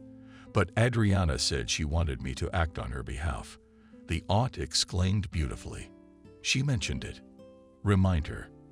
And then Clara was eloquently silent. And then Adriana continued. "After all, she may not agree to a divorce or leave you with a nose. We women are like that." And Adriana left. "No man, no problem." "Well, that's true, too," Stephen replied after some thought. "There you go." "Well, suppose I agree," he said, and felt it necessary to add, "suppose." "Well, how do you do it?" "All you men need to be taught." "Quite," said Clara, realizing that the potential son-in-law, by and large matured, organize a favorite something like a second wedding trip, and somewhere in the mountains or a body of water, and abstract everything like an accident. Stephen drove home and pondered everything. His story was as simple as 3 chords. Graduated from technical school with a job, and due to lack of experience, complete flop. Stephen Smith had been scraping by on odd jobs. And one day, when he was loading goods in the store and came to get his legal $10, the owner exclaimed that he was so handsome and moonlighting as a baggage handler. The guy spitefully looked at the spectacular and not yet old woman and mumbled, "So offer something else." And she did. Stephen went home $100 richer. And then there were other rich women. And when he first saw his neighbor Vanessa, he was attracted to her and only later realized that he had fallen in love at first sight. For the sake of this girl, Stephen was ready to give up his business. But what could the beloved offer, except housing? Stephen saw more than once how men of various ages came to the entrance, and the aunt and niece left with them. But despite that, his feelings for Vanessa never went away. "You're good." When Stephen first spoke to Vanessa, he thought she was very unhappy. "We're both unhappy," Stephen thought, and decided to break the cycle by all means. That's when he got the idea to find a rich bride, marry and claim half of the supposedly jointly acquired property, which he did with Betty, the same lady who cried into Miranda's vest. Unfortunately, her lawyer turned out to be a real professional, and Betty got off with a small sum, at least for her. "There's bad luck for old women," Stephen said, and went in search of a new cash cow. The ticket to the presentation was lucky, because there he met Mrs. Macduff, handsome, wealthy. In addition, unlike his previous ladies and the same age as the young one, fell in love with Smith as a schoolgirl, so without hesitation went with him to the wedding. Surprisingly, when Stephen drove up to the house, the idea of radically getting rid of his unloved wife no longer seemed so terrible to him. Moreover, Smith realized that he had been ready for it when he became infatuated with the young neighbor girl. Or rather, he thought he was carried away by these bourgeois, thinking that the whole world is at their feet. But as if it were not so, he thought cheerfully. Besides, Stephen goes for it for love. He is. By the way, the real estate agency that supposedly belonged to him really existed, though belonged to Stephen's friend, which in the event would confirm that he was the owner of the organization, or say that they owned the agency in shares. "It's a situation where you think she's going to listen to me?" With a sigh, Stephen Michelson asked. "After listening to a classmate, your friend didn't listen to you, and me misunderstanding." "Sadly," said Miranda, "but I'm sure if you do some digging, you'll find something on that asshole. You have the opportunity, but I don't. Betty Domnina hired a lawyer, so why don't we start dancing from there? You make a case." John spoke favorably. "All right, let's give it a try." The next day, the man got the right people involved, and in record time they gave him the whole story. Stephen Smith was indeed an Alfonso. As for the marriage scam, Adriana Macduff is his second victim so far, a police officer said. And another curious fact: prior to his marriage to Adriana, Smith rented an apartment next door to her former stepmother, Clara. Actually, the detective learned that he still visits there and, according to neighbors, is in an affair with Vanessa, niece. She lives with her aunt. There seems to be a whole gang of them. The man shook his head in amazement. "In one way or another, it is mysterious," nodded the policeman. "The aunt and her niece are also prostitutes from time to time. Well, not exactly prostitution, but love for money is a common thing for them." "Well, thanks for the information." He thanked John and shook the policeman's hand heartily. The police officer left, and Michelson began to think. He remembered how unhappy Adriana had looked when her father had married and how she had changed after his divorce. After all, the former stepmother might start to take revenge on Adriana. John thought and grabbed the phone. Stephen wasted no time either. Adriana had given her husband the right to act on her behalf, but only in emergencies. Well, it would be soon enough, he thought, rubbing his hands together. In anticipation of a happy and carefree life with the woman he loved. And with the help of a smart lawyer, I'm also about the gold, Adriana playfully said Stephen, kissing his wife on the shoulder. Let's take a trip somewhere. Oh, I don't know. Adriana shook her head with a sigh. I've got a lot on my plate right now. Yeah, I'm not suggesting it right now, just in a week or two. I've got a lot on my plate right now, and I'm tired as hell. In a week or two. Well, can we? Where shall we go? I'd like to go somewhere in the mountains or a body of water. In general, closer to nature, Stephen answered and hastened to add. But if you want a different place, I'll offer my thoughts. Anything you say, my queen. And you know, the idea of a body of water is not bad. Adriana smiled. But it's too cold to swim. But I'd love to go boating. And I would also like to be at some campground to be in complete solitude. Dreamily said the husband, just you and me. How do you feel about vacationing in a tent? I've never tried it. But why not try it? What do I mean? In the morning, when Adriana arrived at work, she saw John in the waiting room. Hi, classmate. She said hello cheerfully. I'm here to see you, John. Although it wasn't that obvious. And what brings you to me dazzlingly? Adriana smiled. She looked so happy jealously, thought the admirer. I need to talk to you, said discreetly. Well then, please do. Invited Adriana and added then as hospitable hostesses tea, coffee, juice. No, thank you, declined. Michelson cut to the chase. Adriana, I want to talk to you about your husband, my husband, your husband.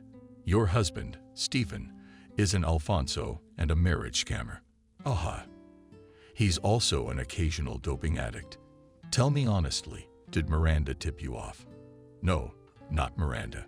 John decided not to give away a classmate. Stephen Smith is reportedly connected to Shut Up. Be honest. You're jealous. You're jealous. But that's not what this is about. John answered honestly and didn't want to hear any nasty things about my husband. Go away.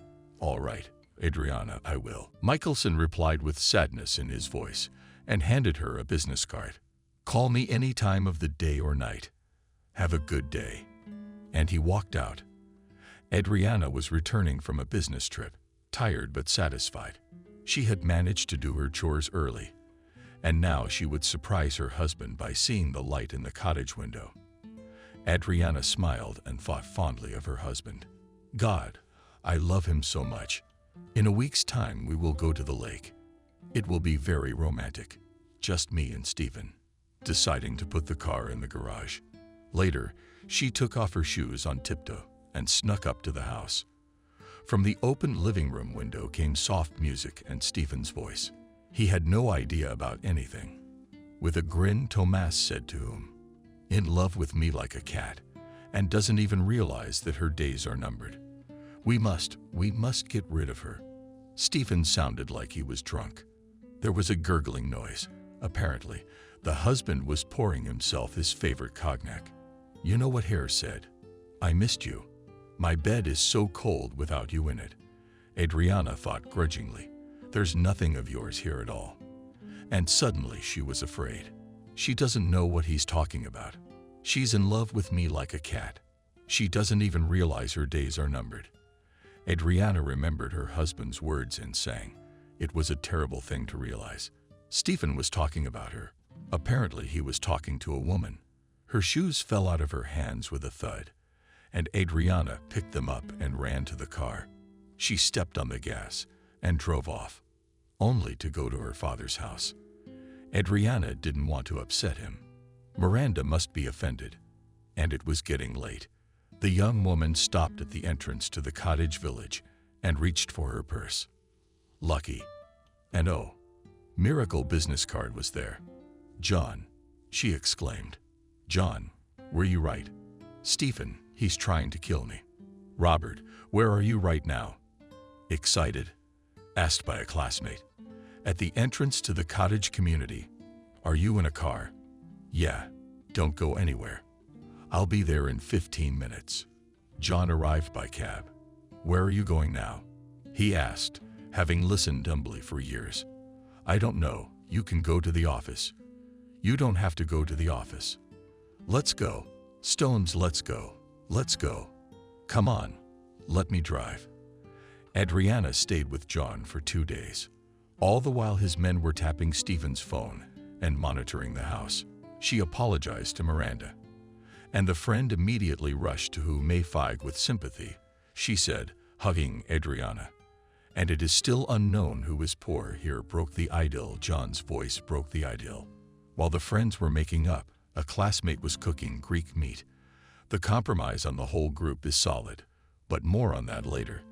The meat is ready. So the girls went to dinner. John served the meat with a bottle of marvelous pink wine while he went to get glasses.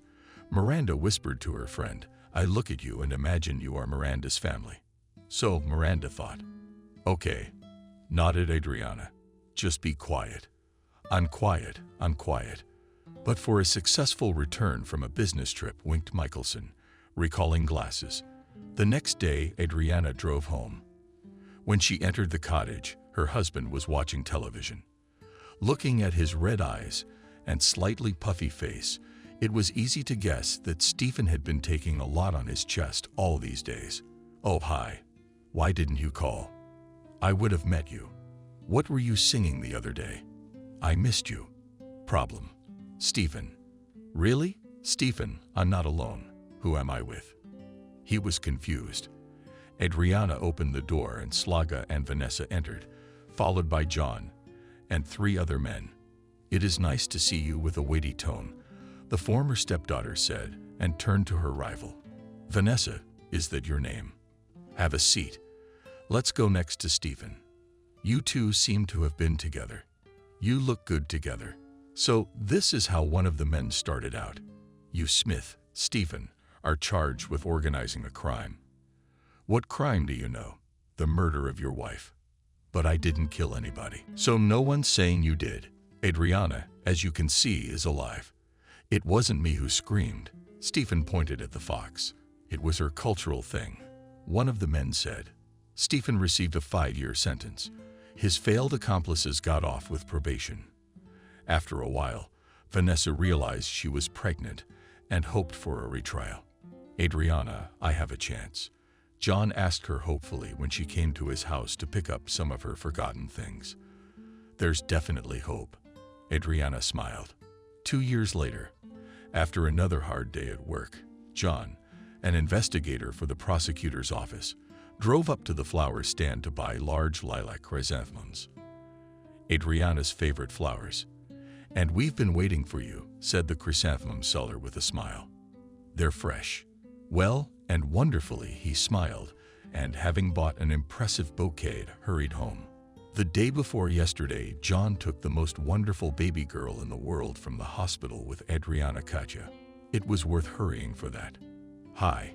He smiled as he handed his wife the flowers. "Thank you," Adriana whispered, and Katya just fell asleep. God, girls, you should know how much I love you.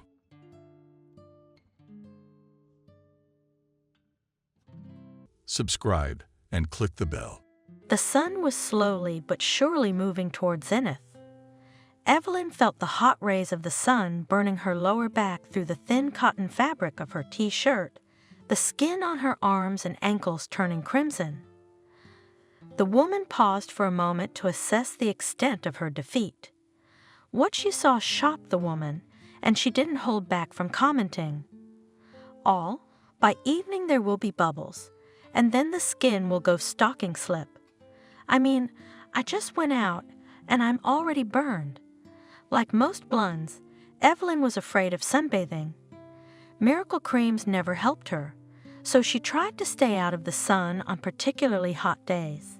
But to pull out today under the heat, she was forced by her neighbor. To be exact, not Nancy herself, but unwillingness to face her on the plot. She was an elderly woman in the village, disliked by many for her quarrelsome nature. Evelyn also had a bitter experience with her, and now always carefully avoided the neighbor's house. Even to the store for groceries, the young woman took a circuitous route, so as not to inadvertently stumble upon an unpleasant grandmother. For the same reason had to work in the vegetable garden in haste, and the most inopportune time. The nasty neighbor would go out to work on the beds when it was cold, and when the sun began to blaze, she would run away to her ramshackle house.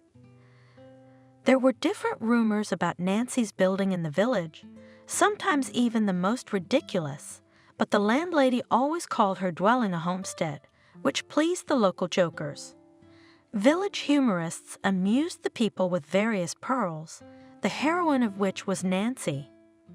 The old woman in her own way perceived not humane attitude of her fellow villagers to her person. Despite her advanced years, the grandmother with youthful enthusiasm took revenge on offenders. In her arsenal were different ways, but most of all the grandmother liked to write complaints with invented facts. Nancy would file a denunciation with a policeman. Do you think Ethan had it all worked out? Ethan who? Well, I mean Tesla. My name may not be known yet, but who knows what will happen in 5 or 10 years? Trying to be calm, Evelyn interrupted the sweet dreams of her loser husband. John, you're as far away from Tesla as you are from the moon. You're a loser or a modern-day loser. Therefore, I'm going to stop subsidizing your ideas completely. And in simple terms, I'm not giving you another dime. So instead of doing this nonsense, you'd better think about your job. I can't keep you on my back forever. This reproach cut painfully on the male ego, and John's polished face immediately distorted with a grimace of hatred. You've decided to kick me around with reproaches. Have you forgotten the shit I pulled you out of? If I hadn't married you 8 years ago, you'd still be in the pigsty. I saved you from slave labor and poverty. Evelyn knew that John was about to blame her for all his failures, so to avoid making matters worse, she went out onto the porch in silence, but her raging husband couldn't stop. You shouldn't do that, Evelyn. You'll regret humiliating me, and you'll regret it more than once when I'm rich. It'll happen, and I'll pass you by. You'll beg me to forgive your callousness, but I won't even look in your direction. So that his expressive monologue would not be drowned in the void, the man also left the house after his wife. Evelyn, you're lost without me. Come to your senses, you wretch. Otherwise, you'll end up in a garbage dump. Noticing that his only listener was getting farther away from the house, John ran after her, but immediately fell into the trench he had dug more than a month ago. Evelyn laughed heartily. You see, John, this is a sign from above. I remember you promised to bring water into the house, then you promised to steward the house, and all your promises are in this hole. You just dug yourself. Evelyn could hear her husband swearing as he climbed out of the grassy trench. She had long since gotten used to his flamboyant performances. Several times she had tried to get away from the scandalized man, but always something stopped her. And in the whole world, she had no one more dear to her than John. Despite his quarrelsome character, her husband never raised a hand on her, and he was not far. In the dense raspberries behind the neighboring fence, a quiet rustling was heard, and after a while Nancy herself appeared. Good day to you, Evelyn, and good day to you, Nancy. Evelyn regretted that she had not noticed her neighbor in time. Now she would have to listen to the old woman's ramblings for the sake of propriety, but it didn't bother Nancy much that her appearance was not greeted with joy. She shook off from her warm vest, plant debris, bloody raspberries, all chipped away, and no one cares, all abandoned.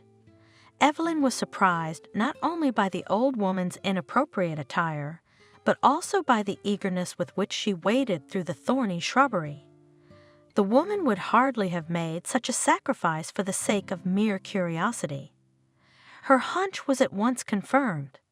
Nancy fixed her handkerchief on her small head, which resembled an unripe pumpkin. Evelyn, how good it is to see you. There's a matter at hand, and I can't do without you. I'm listening to you very carefully, Nancy. The thin lips of the old woman smiled, and her voice had an ingratiating tone. Evelyn knew she was about to ask for something.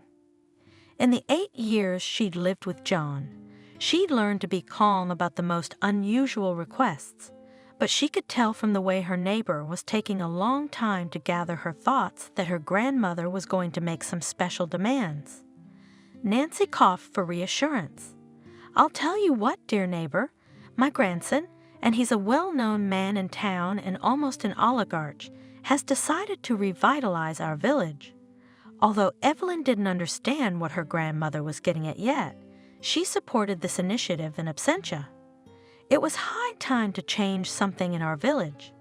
Grandmother was glad to have the support, and my Benjamin, too, thinks it's the right time to renew the village. He wants to build a bunch of stores and a factory to make juice. But first his grandson plans to build himself a 2-story house with an underground garage and parking lot. He told me a lot of things, but I didn't get all the details over the phone.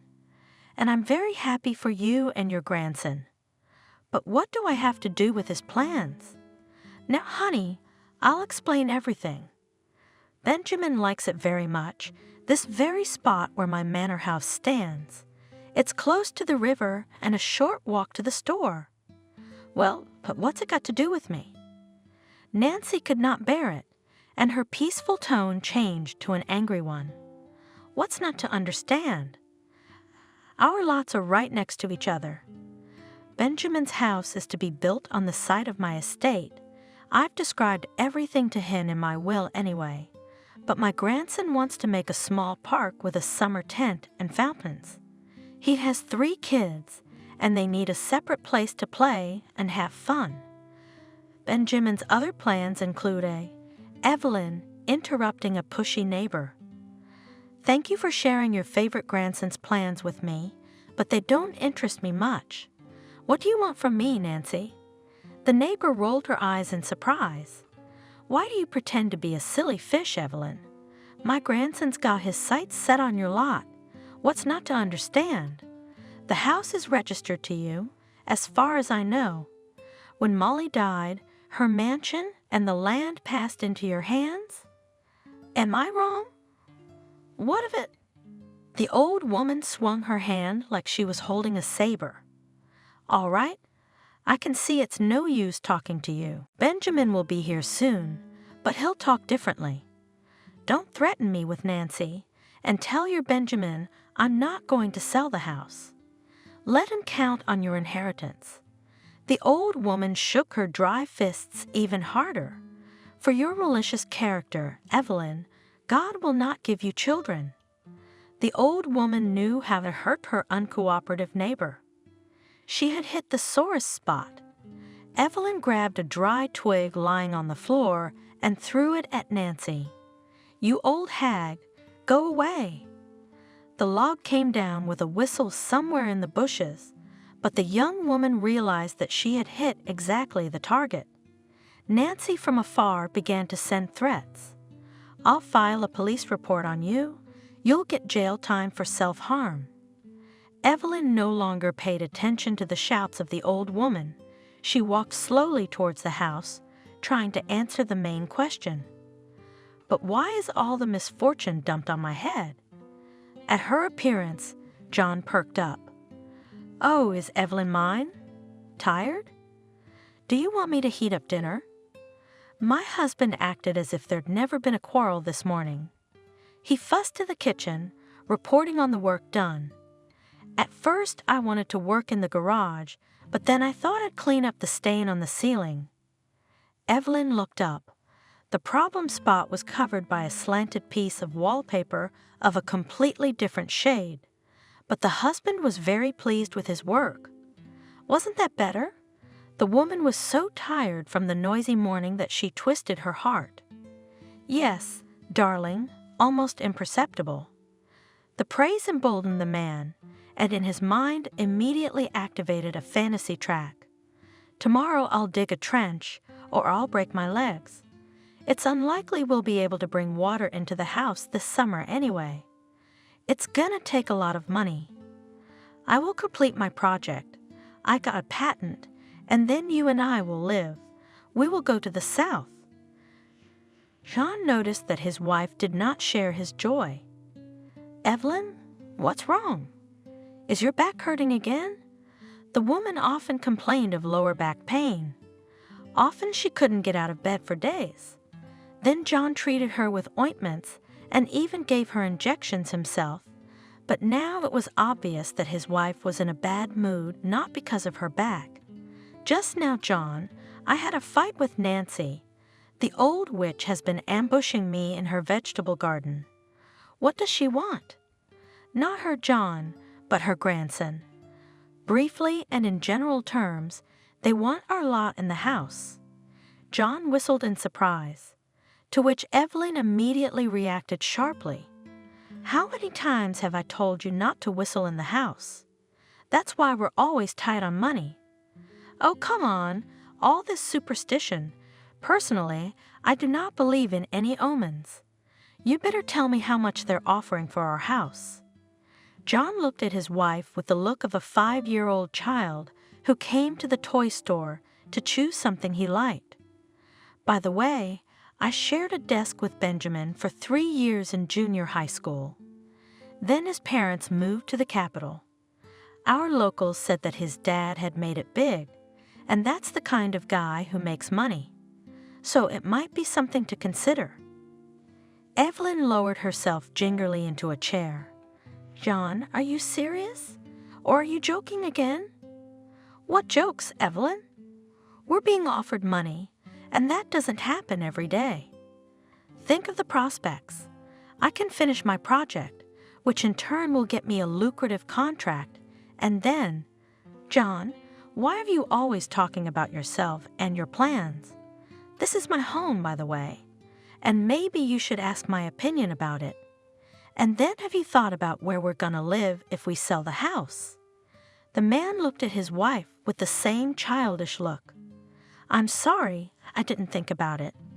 But we can rent an apartment or part of the house for a while." "All right, John, enough of this nonsense. I'm not selling the house to Benjamin or anyone else.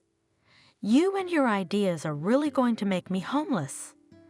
John remained standing at a loss in the kitchen with a ladle in one hand. The man was trying to understand how he could refuse to accept money that was coming his way. Not a week after the unpleasant conversation with Nancy, the village was blessed with the arrival of Benjamin himself. The entire small population of the village poured out into the street to pay their respects to the iconic personage. Surprisingly, the scene resembled the arrival of royalty in Murom, depicted by the hand of a famous artist, only the place of the Russian empress was occupied by a successful businessman. Benjamin instantly caught the mood of the crowd. He smiled and bowed to the sides. There were, of course, those who looked at it with laughter, but most of them literally devoured their hope with their eyes. "I am glad to see you all, my fellow countrymen.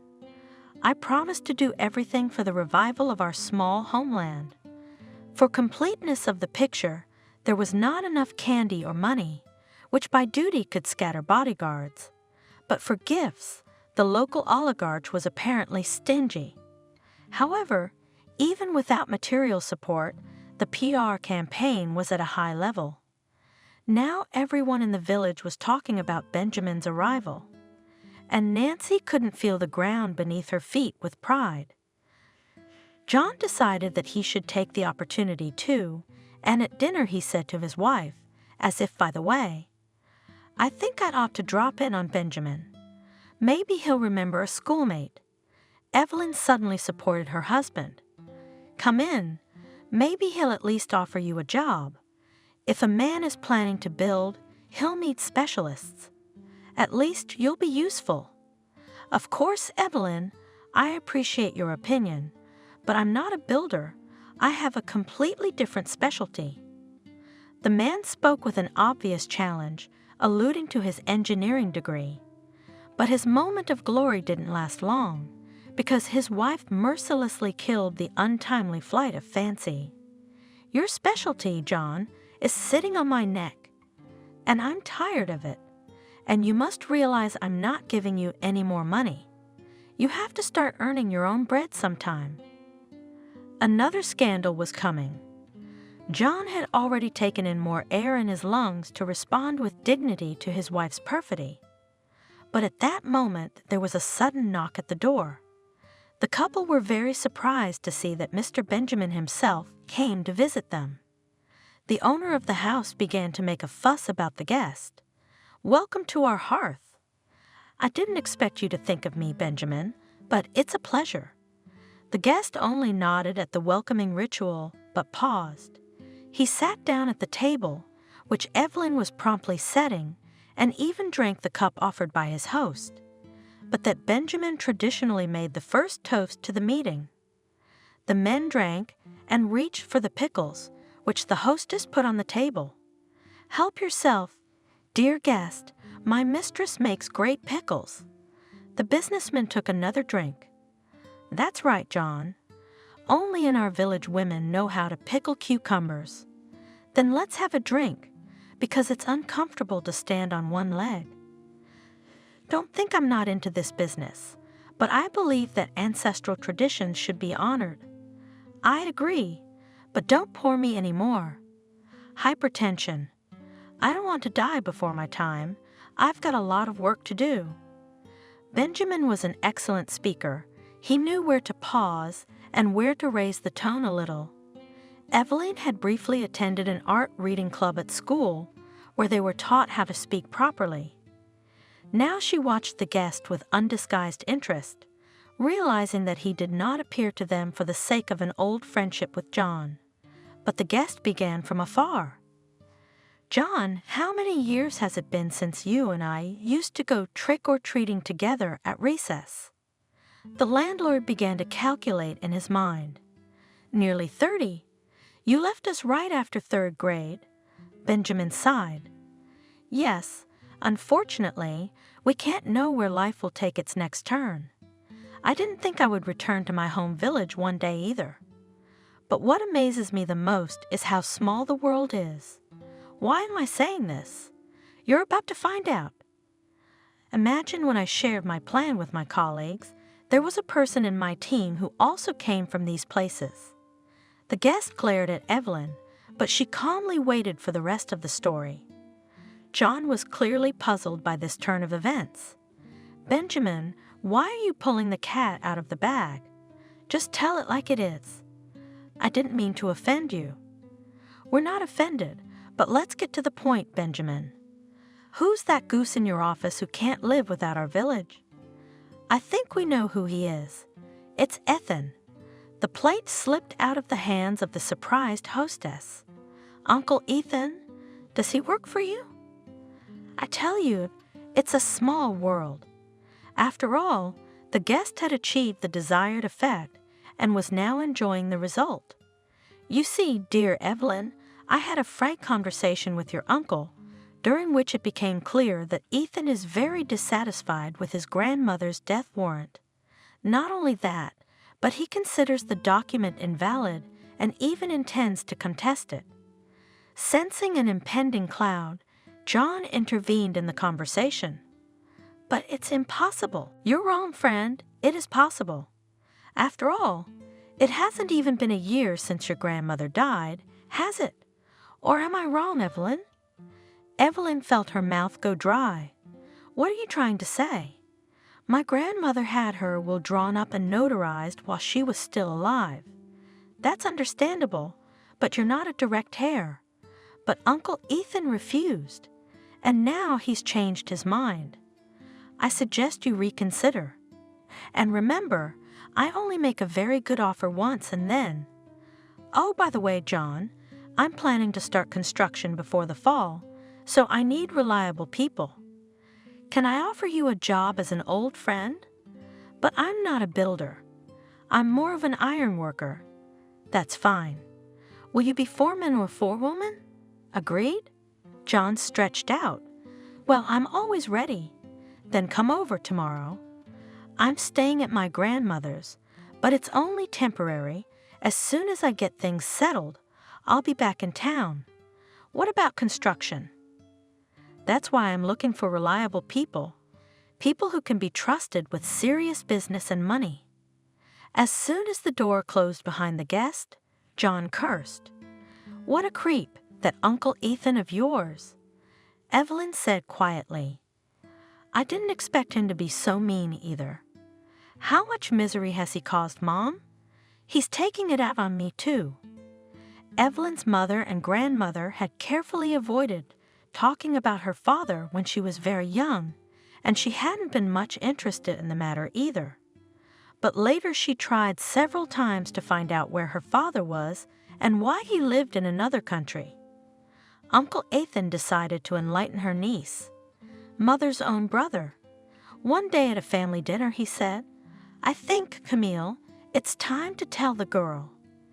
Evelyn remembers well the mother's belittling look at her brother. Ethan, please don't. You know perfectly well that William is not to blame.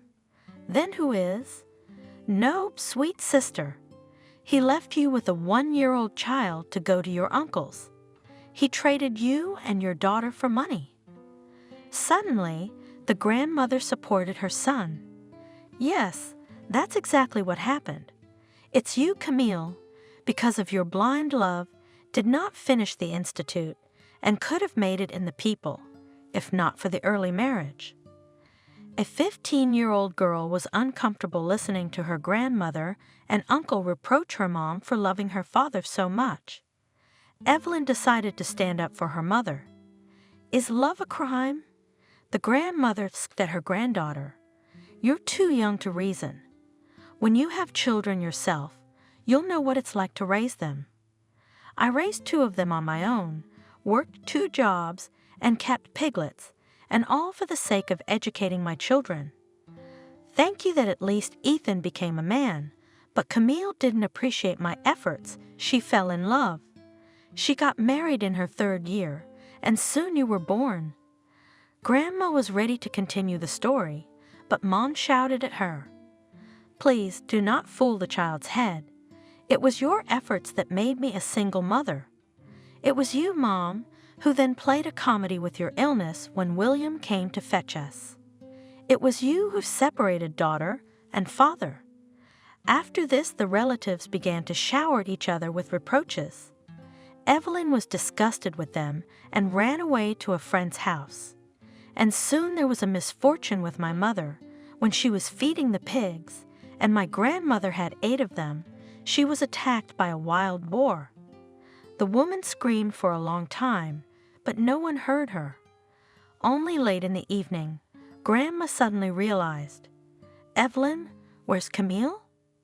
I saw her come home from work, and then she disappeared. The girl found her mother unconscious.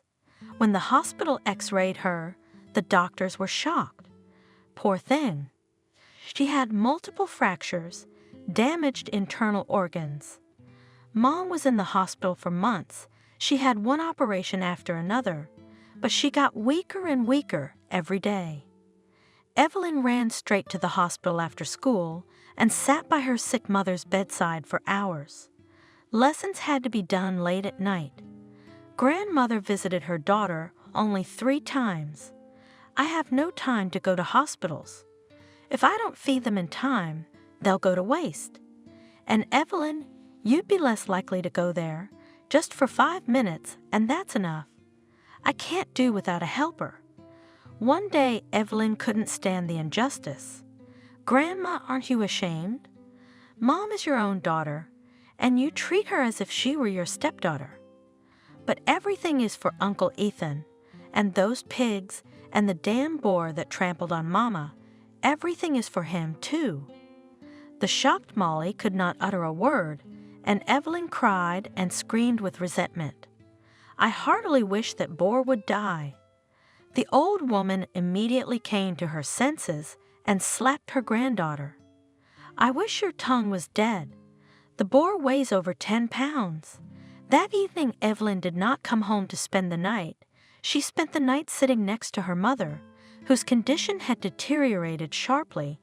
The woman was falling into a restless sleep, then calling her. In the morning she asked, Daughter, at home, in my album there are pictures where we are all together, you and me, and your dad. Don't believe it. He's a very good man. It's just that everything's worked out against us. If I get better, you and I will go to my dad. There's his address right to him." 2 days later, Mom died. Evelyn looked for the picture the dying woman had mentioned in the papers, but she couldn't find it. And then she forgot about that picture, because a completely different life began for her. Now all household chores fell on the fragile shoulders of a 16-year-old girl. After school, she would run home to feed the pigs and chickens. Then she had to weed the beds that stretched as far as the horizon. During summer vacations, when school friends and girlfriends went to the sea with their parents or vacationed in health camps, Evelyn did not unbend her back from morning till late in the evening. The list of her duties was enormous, and her grandmother made sure that every item was completed. Twice a year, Uncle Ethan came in from out of town. He would fill the car to the brim with groceries, and without hiding his pleasure, drive back. The hard labor took its toll on the girl's health. She was found to have a herniated spine, and later doctors discovered a problem in the female side. So John was right about one thing. He did spare her from slave labor when he proposed to become his wife. Molly took the news of her granddaughter's marriage in stride. She threw a tantrum. I'm everything to her, and she decided to throw me away. Ungrateful. The future son-in-law listened to these unfair claims and advised Molly to attract his son to hard labor. To the grandmother, this suggestion amounted to an insult, and she shoved John out the door.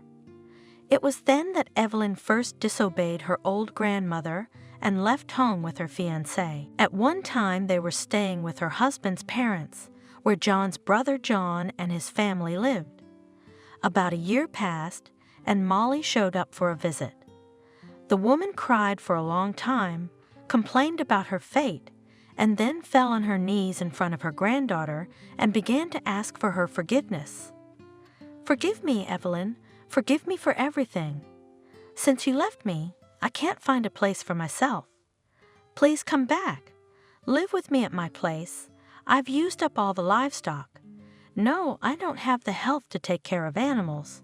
It was unbearable to watch the humiliation of a native person, and the young people returned to Molly's house. Grandmother behaved quietly, tried not to interfere in the family affairs of her granddaughter. She was often ill, and Evelyn did not leave her bedside for 24 hours, just like when her mother was dying. Molly was very homesick, and she was even more worried about Uncle Ethan. "Evelyn, you should call him." "What's wrong? Why isn't he coming? He forgot his mother." The girl dialed her uncle's number many times, but he immediately referred to the lack of time. John sincerely felt sorry for the old woman. He heard these requests, but only Evelyn once in the heart said everything he thought about her uncle. "That's your Uncle Ethan, you bastard. When the old woman was dying, tending the cattle so that he and his children could eat, then he'd show up. And the helpless mother, he has no time to visit her." For 6 years, the son only once visited his mother, but stayed only an hour. Shortly after this visit, Molly and decided to redo the will in favor of her granddaughter. Shortly before her death, she gave her a photograph of her happy parents holding her in their arms. On the back of the photo was an address in English. "It's all my fault, Evelyn. I didn't want Camille to go abroad, and I separated her from William. He was a positive guy, he was already a candidate, and he was invited to work there. And then we came to get you, and I wouldn't let Camille go. But the worst part was that when he called once, I lied and said that Camille had married a good man." Evelyn listened to her grandmother's confession, but her anger was gone. She realized that nothing could be changed and forgave her grandmother. After her death, there was only one close person left in the whole world. Evelyn was afraid that one day he would betray her, but there is a belief that what one fears will happen one day. Just as Benjamin had promised, In August, a big construction project was underway in the village. John enthusiastically took up the task assigned to him. From early in the morning until late at night, he was at the site he was entrusted with. With his wife, he rarely shared his work, answering her questions unambiguously. Everything is normal. The work is going on. The salary drops into the account. But a month passed, then the second, but the promised salary was not brought to the house. He completely forgot about his super project and rarely visited the garage. As it turned out later, Evelyn had no idea what her husband had done with other people's money. It all came out of the blue. One day John came home earlier than usual, his face pale as chalk and his hands shaking. "Evelyn, I need money right away. Lots of money." The woman's heart sank in a premonition of bad things to come. "What's wrong?" That simple question sent her husband into a rage. For the first time in his life, he took a swing at her. "Why do you feign saintly naivete? I thought I told you in plain language that I need money, and it's urgent. Are you my wife or not?" Evelyn was silent. She was shivering, and her hands and feet were ice cold. At last she got over her excitement. "I too, John, asked you in plain language. What's wrong? I have a right to know. You're singing about your rights again. This is all your fault, sending me to work for that Ashole. You don't have enough money. I think you're the one who's been stealing it from me. What should I do this time? Help me. For the last time, let's sell the Dan house while that bastard's offer still stands. Can you explain to me properly why this is so urgent? All right, look. I just got screwed again, and I've decided to temporarily divert some of the money Benjamin gave me for materials to another project. What was it? There was a lucrative venture, and I thought I'd invest in it for a nice dividend. But it didn't work out. I ran into some crooks, and today, as luck would have it, Benjamin demanded all the invoices. That's the story.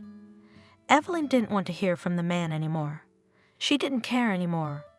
All right, if we sell this house, or if Uncle Ethan sues us for it anyway, where do you think you're going to live? That was a question John couldn't answer. Uncle Ethan showed up in the morning. Well, weren't you expecting young people? I see that I've been on your heads like a snowball. But it's a good thing, because you can put all the dots on the inheritance question. Well, I filed a lawsuit to review this case, of course. I hired a good lawyer, so not to spoil the nerves of neither you nor myself, I suggest you move out of your parents' house. After all, anyway, then the bailiffs will put you out, and that the judges will decide the case in my favor, I do not doubt at all. I'm the son and Evelyn is the granddaughter. The law is on my side, and the fact that my mother made a will before she died, she wasn't in her right mind. I've got the certificate. In short, I'll give you 24 hours. Uncle Ethan left. Evelyn began to pack her things. John asked in surprise, "Where are you going?" "Wherever I want to go." "What about me? Don't you realize that Benjamin will roll me for money?" At that moment, the door opened wide, and the autumn wind blew in. John looked at Benjamin with horror. "Wow! And we were just thinking about you and your wife, just like the proverb says. Think of something and it will appear." The joke turned out to be a bad one, and the next moment, John's body slammed into the opposite wall. Why, Benjamin? You know why. Ignoring Evelyn and John, who was in pain, the guest defiantly set the table in the center of the living room. Well, are we going to joke again, or are we going to talk seriously? I'm talking to both of you.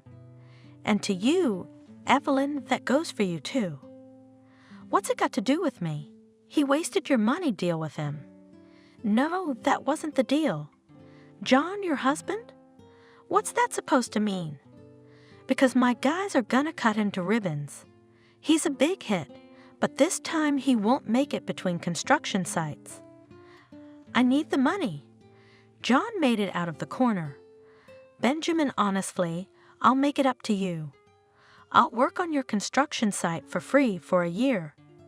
That's a good point, but it's not you, Ashole, it's your wife. And for you as a punishment, I have picked up another mission, and I don't think you will like it. But there are no other options if you want to live. John began to crawl on his knees in front of Benjamin.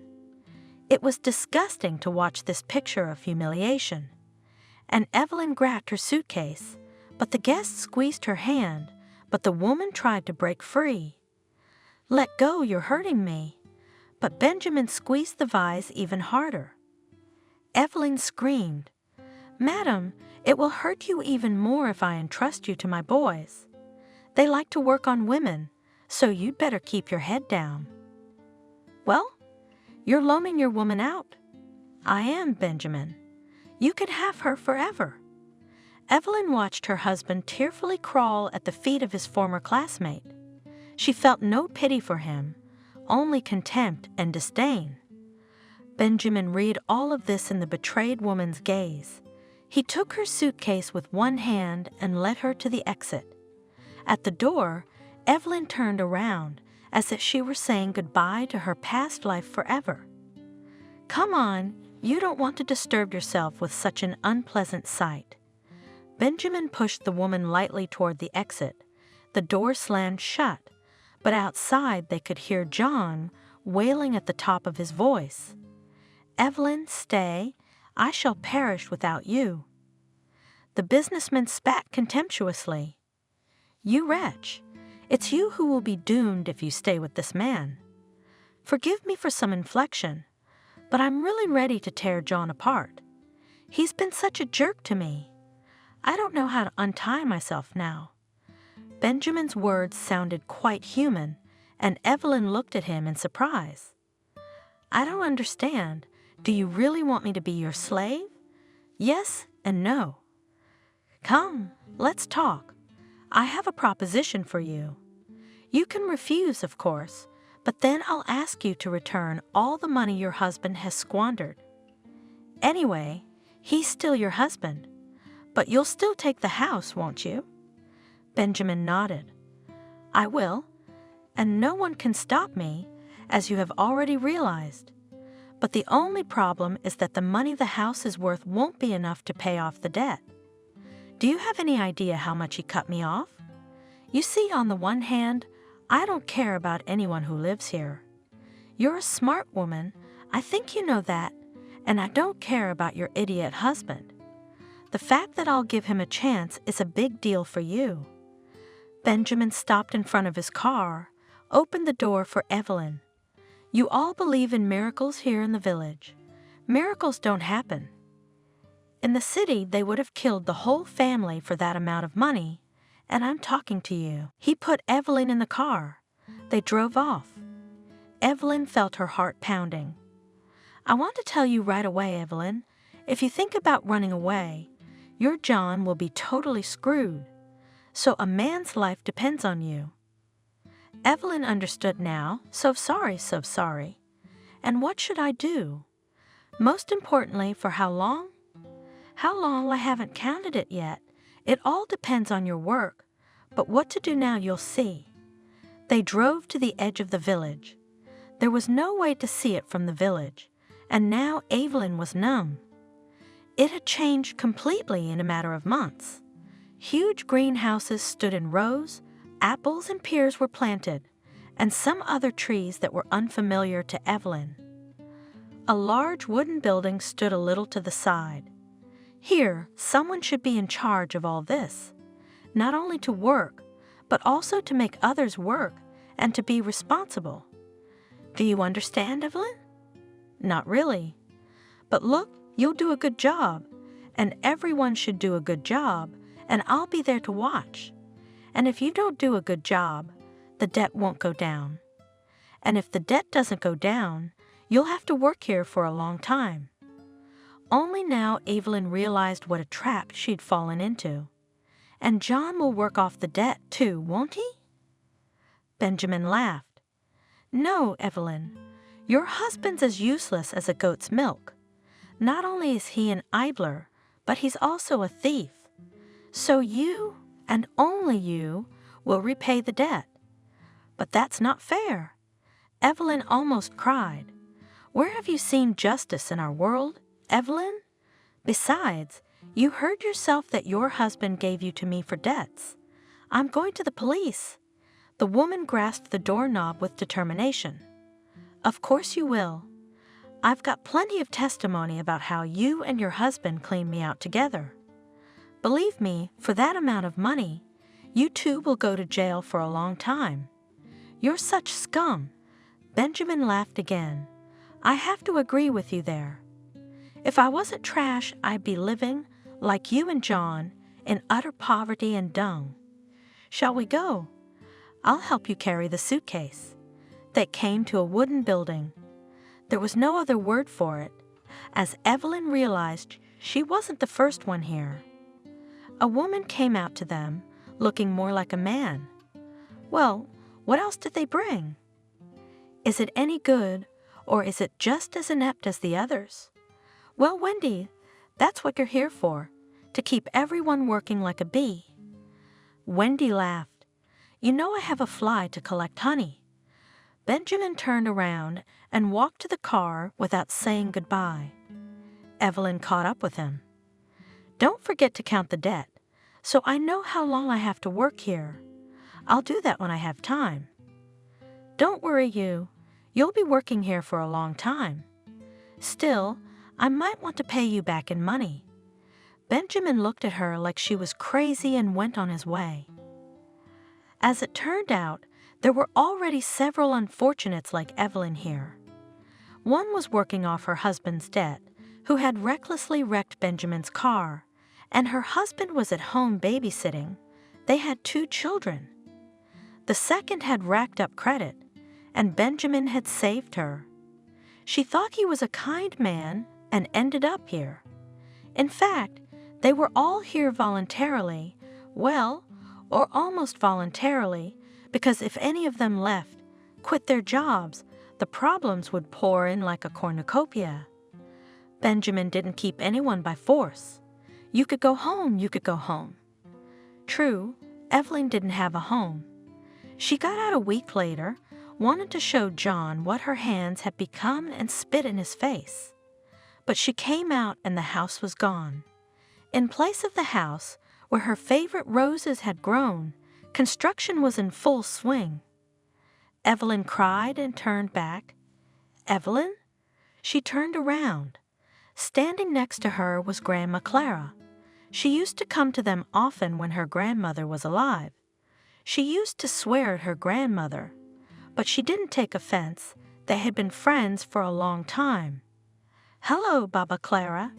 Evelyn sighed. I don't understand something. The house has been sold. There's no one here. I saw John leaving with his suitcases.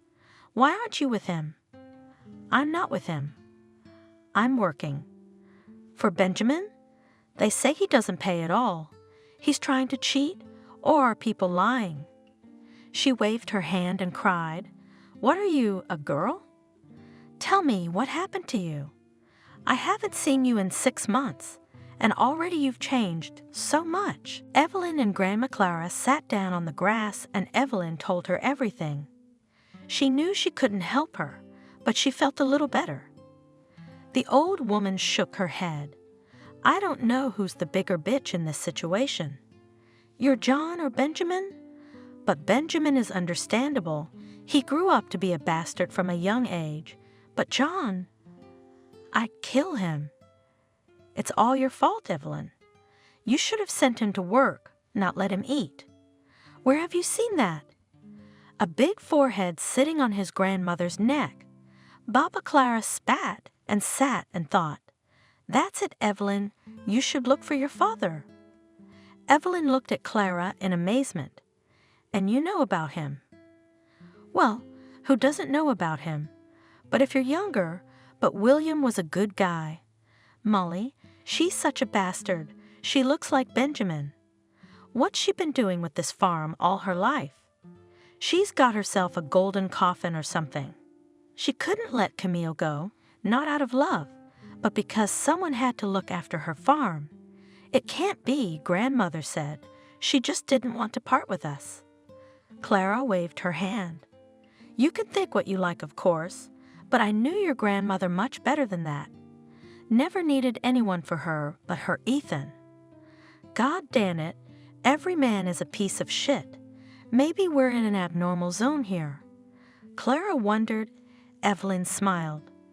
Clara's grandmother had always loved everything unusual and otherworldly. Her daughter fought with her as much as she could.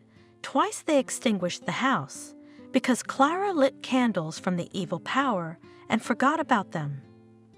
All right, we managed. Once my daughter wanted to heat the stove. The frosts were fierce then. She opened the flap, and instead of a place to put firewood, there was a fresh brickwork. It's good that she didn't have time to grasp it. They broke it, and Clara too. She was making a hole in the world. Grandma was good at everything, but if something got into her head, the old lady never saw Evelyn again.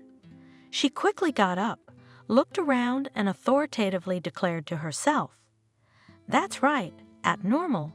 We must save the world." She walked briskly into the village. Evelyn sighed. Yes, you'll have a hard time with her. Who knows when she'll get it into her head? When Evelyn returned, the neighbor was lying on her stomach, texting on her laptop. Lisa, listen, is it real, for example, in the same social networks to find a person abroad? Of course it's real. Why do you ask? Did you find a rich relative who is ready to pay for you? Oh, come on. I just wanted to try to find one. So let's try. I've talked to my folks. I've cried, so I'm free. How much longer? 2 months, and then I'm free if I don't get any more fines. Evelyn sighed. By her calculations, she'd be working here for almost a year, and that was if there were no fines, and fines came very quickly.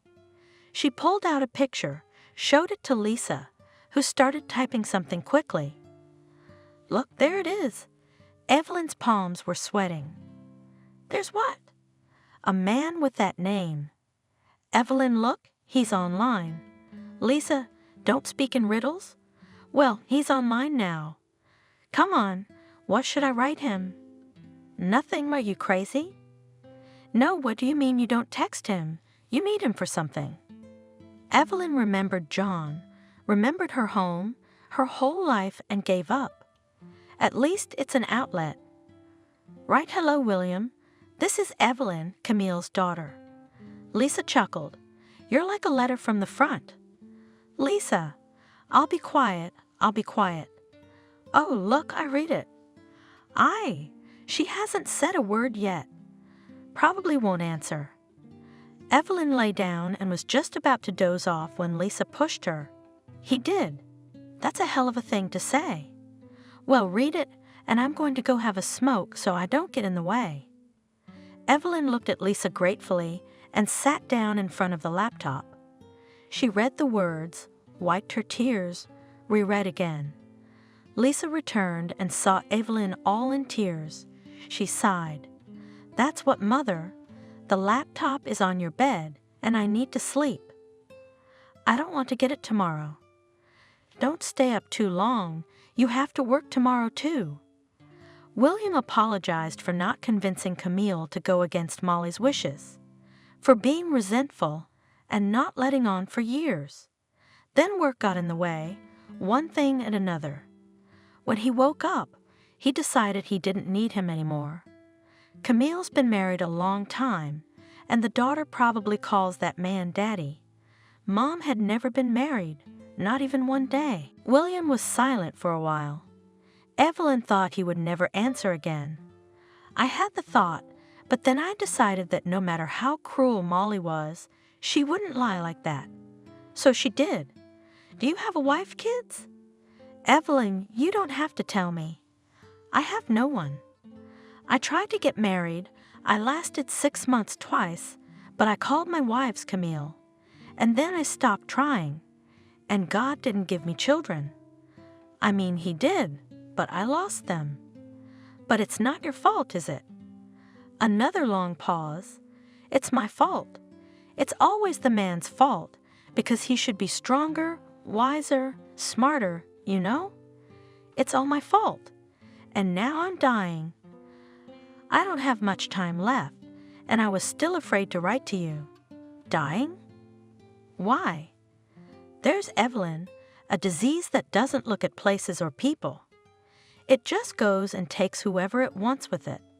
Of course, Evelyn knew everything. She felt tears running down her cheeks. It was so hurtful, so painful to realize that she had just found her father and wouldn't even get to see him. Evelyn, why don't we video call tomorrow? Oh, I don't know how to do that. If Lisa says it's okay, she'll help you. So that's not you in the picture. No, of course I'll ask her. See you tomorrow. Evelyn has been getting reprimands all day. She got so many fines that Lisa couldn't take it anymore. She was waiting in the greenhouse next to Evelyn. What's wrong with you today? Lisa, you see, that man you found yesterday, he's my father. And Evelyn briefly told her the story of her family. Lisa exhaled. Wow, I'm sorry, your family is a mess. Evelyn, so maybe he's rich? Evelyn stared at her with an uncomprehending stare. Even if he is, which I doubt, so what? So what? He could just pay off that creep, and you'd be free. Oh, Lisa, you say that too. A man dies and I have to ask for money? We've never met. What's the big deal? You're so interesting, you're used by everyone, and you can't. I won't.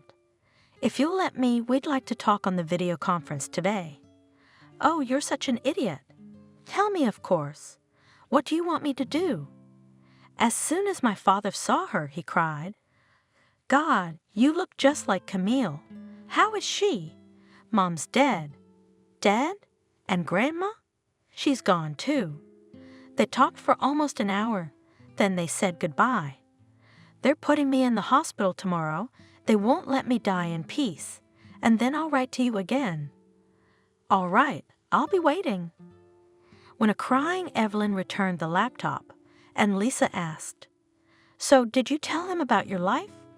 No, why? You should see him, he's so sick.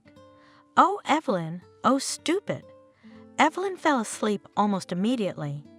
She woke up in the night and saw Lisa sitting on her laptop. She even asked, What's wrong, what?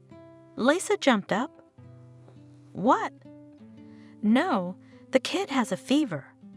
Go back to sleep. I'm going to bed too. And the workday began again. Evelyn learned to ignore the pain in her back, learned not to look at her bloody hands. She just worked and counted the days. What was the use of counting them? 5 would be taken away, 2 added for fines. Benjamin showed up from time to time. He seemed to take a special pleasure in humiliating Evelyn, probably because she was a native of the village where the oligarch himself was born and almost grew up. Evelyn, you don't look so good. Admittedly, when you lived with your husband, you looked much better. But although it's probably much better to live like behind a stone wall, and he chuckled at his own joke, Evelyn was silent. She wanted to slap his fat face, but she knew she couldn't. A week passed, then another. Every night when Lisa opened her laptop, Evelyn looked at her questioningly, but she just shook her head. Evelyn's father was no longer online. The day came when the disgruntled warden gave Lisa her papers. Everyone came out to see her off. Lisa took Evelyn aside. I'm sorry. I'm probably the reason your dad hasn't been in touch anymore. But you know, to me, it's better than no father at all. I don't know what you mean. Evelyn looked at Lisa and really didn't understand anything. Lisa sighed. The day you talked to him, I texted him back, and I told him all about your story, about your debt, about your husband, about everything. And he said he'd help. and then I guess he changed his mind. Lisa, why? Lisa shook her head. Because, is he a father or not? He's never helped you once in his life, and now he can. You may or may not be offended, but I think I did the right thing. Lisa left and Evelyn returned to her room lost. Now, even if her dad does show up online, she won't know about it. Well, then it's not fate. 7 more months ahead, no time to think and dream at all. Just before Christmas, when the main job was over and the new one was just beginning, Evelyn decided to go to the store. She had nowhere to live, of course, but Christmas is Christmas. Even the warden had gone home for the weekend, though no one could believe she had a family at all. At the store, the clerk crossed her arms when she saw Evelyn. Evelyn, you? I'm Kathy. Why are you looking at me like I'm a ghost? Well, Evelyn, no offense, but you've aged 20 years. I know, Kathy, I know. Why don't you sell it to me quick before somebody else does? Yeah, sure. Kathy ran around the store, picking up what Evelyn was showing and talking nonstop. What, do you work for our tycoon? I do, but they say he doesn't pay at all, and the people aren't happy. He evicted people from their homes, not the whole village, but only those who couldn't fight back. And he's ruined everything with his construction. Evelyn grinned. It can't be. Remember how they greeted him, almost throwing their hats in the air? Kathy looked at her. You shouldn't say that, Evelyn. People really thought the village would be revived, but now it feels like he's a landowner and everyone else is a serf. Evelyn was silent. She knew what serfs were like. Did you hear yours? Evelyn was on her way out, but stopped. Yours is playing in town. Huh. Well, he lost a lot of money.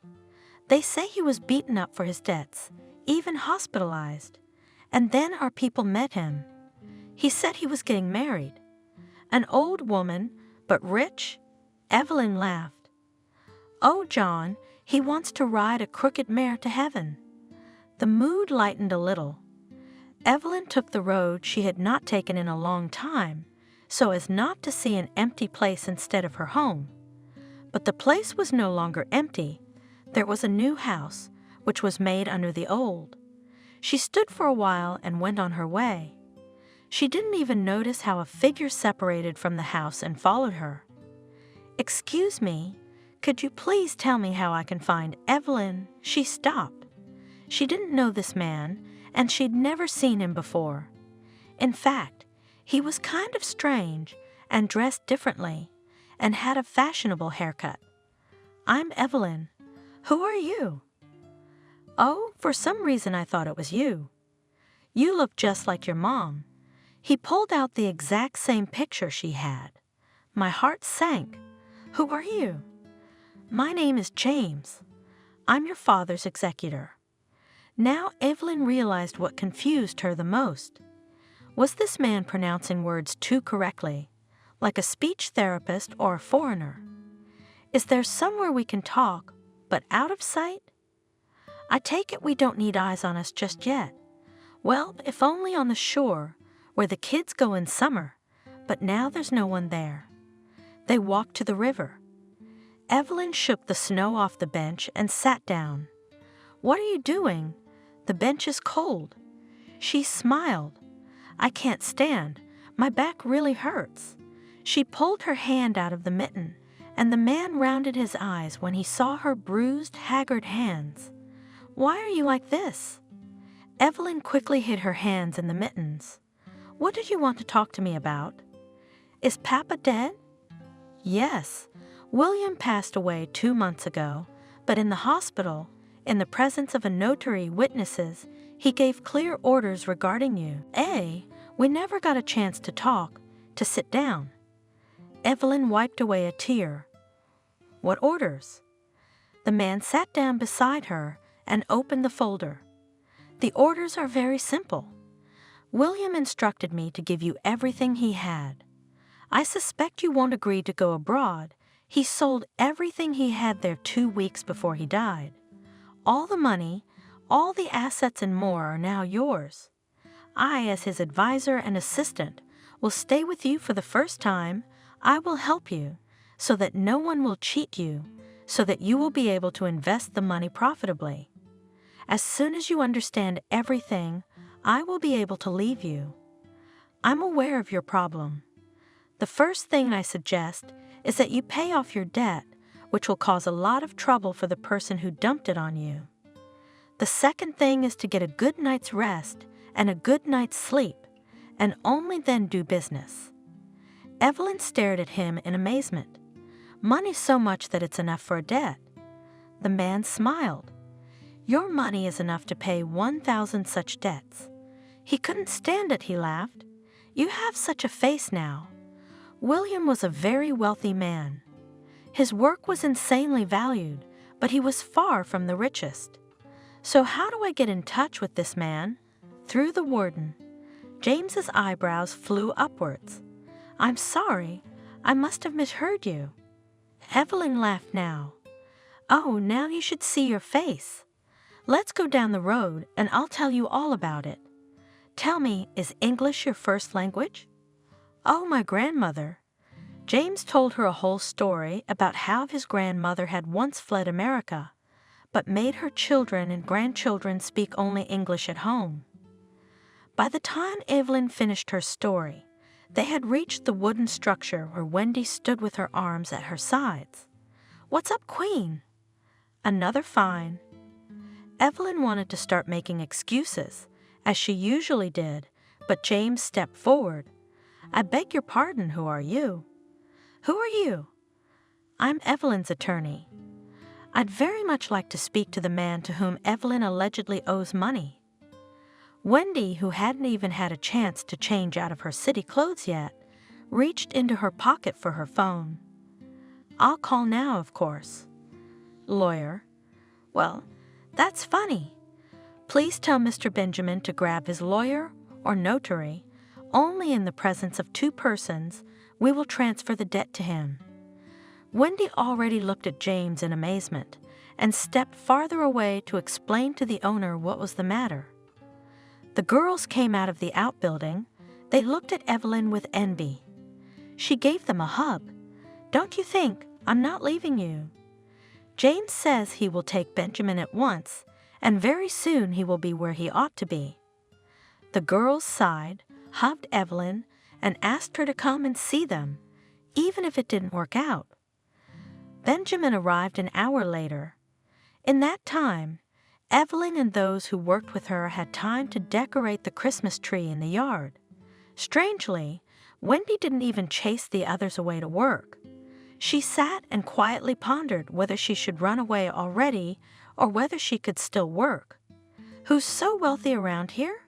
James stood up. Good afternoon. I'm Evelyn's attorney. She'd like to pay you some money. You, in turn, must give a receipt and write that you have no claims against her. Oh, I can't believe it, Evelyn. Are you a foreigner or something? That's right. I was Evelyn's father's attorney and trustee, and now I'm helping Evelyn with what's called an inheritance, and the big inheritance. Benjamin's smile faded a little. He remembered those conversations from his childhood, when adults had said that Evelyn had a father abroad, but no one knew for sure, and it turned out to be true. The inheritance, apparently, is not bad at all, since even from there the man flew. After 2 o'clock, Benjamin, sweating, looked at the departing couple. The man who had come with him said, "Oh, Benjamin, the guy is very competent. He can twist this receipt so that you will not feel bad. If I were you, I'd wrap it up real quick and sit tight." No way. I was not born to be told what to do by Benjamin. The man shook his head. Well, that's for you to say. It's my business to warn you. And yes, and I'm sorry, I can't work with you anymore. I don't feel like sitting down for company. He got into his car and drove away quickly. Benjamin turned around and saw the women who worked for him, or rather worked off their debts. What are you looking at? You can leave, but only temporarily. Whoever wants to can continue working. The salary is twice as much. After 20 minutes, he and Wendy were the only ones left. Wendy took out a travel bag. You, Benjamin, have calculated me. I'm going too. He looked at her angrily. Well, you'll get around. You have to work, and you're running away. Well, I'll get by. I think the journalists in our town would be very interested to hear me. Wendy laughed. She very rarely laughed, and rightly so. Her laughter was like the bleating of a goat. Benjamin threw a wad of money on the table and walked out. James brought Evelyn to the most beautiful hotel in town. This is your room. Mine is across the hall. You get some rest and sleep, and I'll be there, say 5 o'clock. We'll order dinner, and I'll give you everything. And then we'll figure it out as we go along. Okay. Thank you very much. She didn't get much sleep.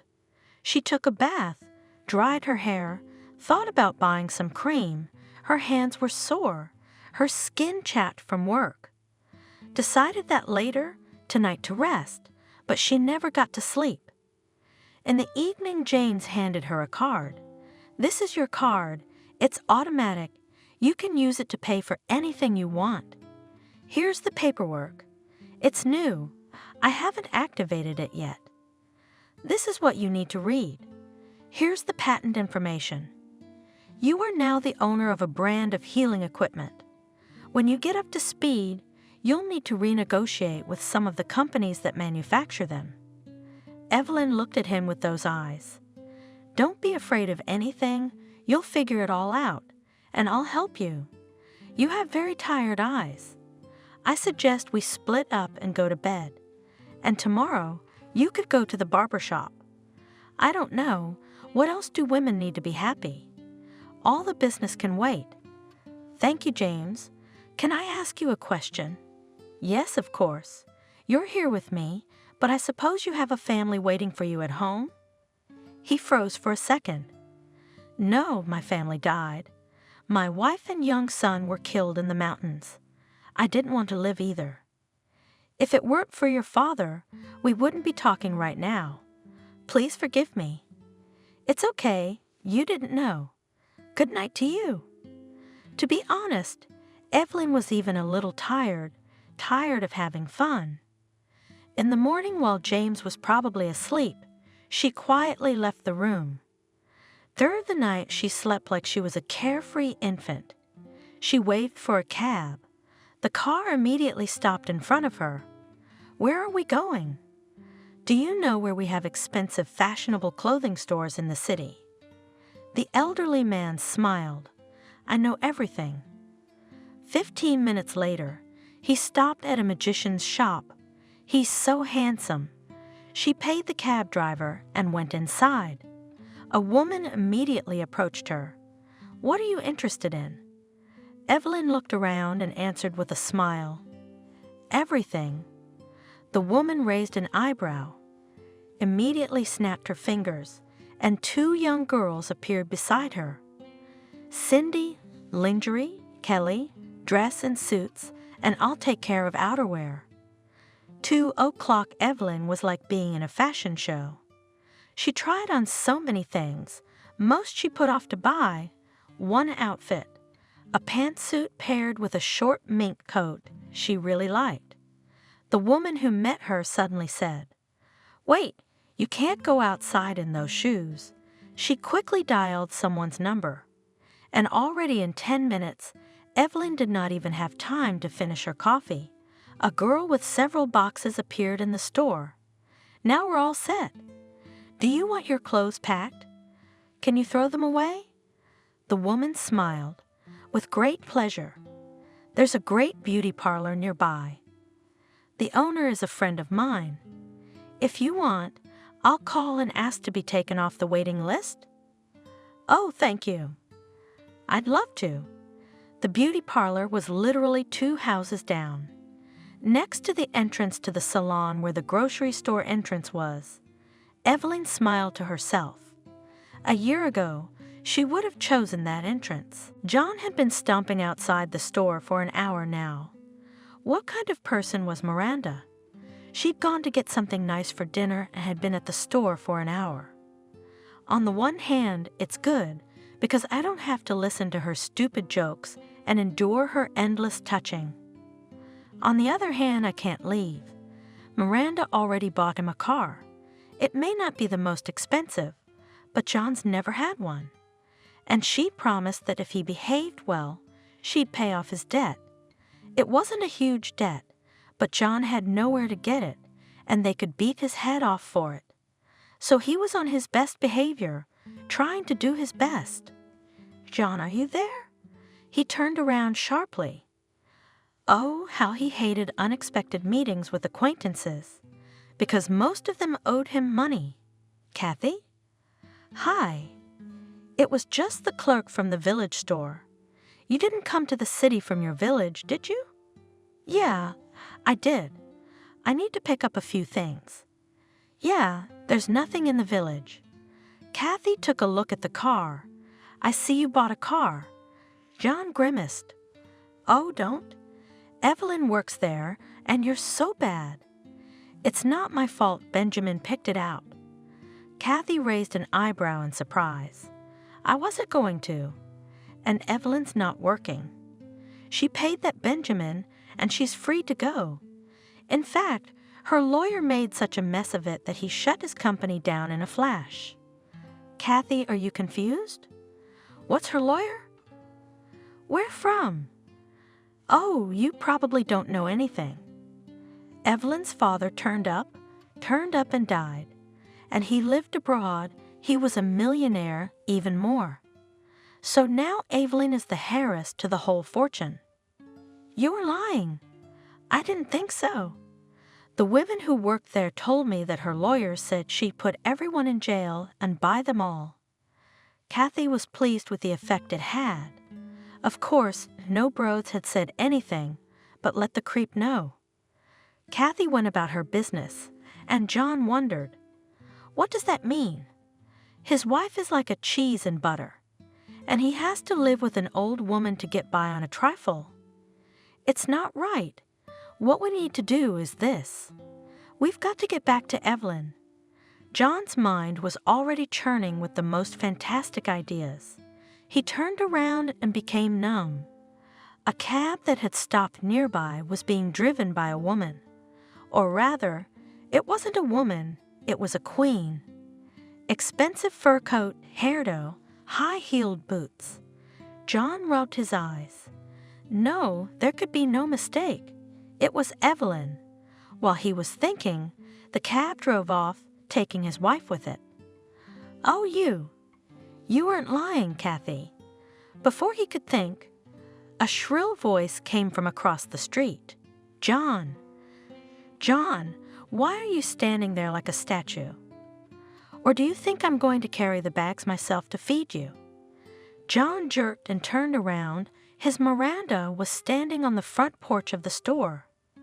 Fat, 15 years older than him, wealthy, as he now realized, very relatively, wealthy Miranda. "What are you looking at? Get the bags." John saw how passers-by paid attention to them, how they smiled. He moved towards Miranda, walked over, pulled out his car keys and threw them at her. "Fuck you. Find yourself another asshole." "What?" "You've got some nerve. You won't get a dime. You can get your ass cut off in the back alley for debt."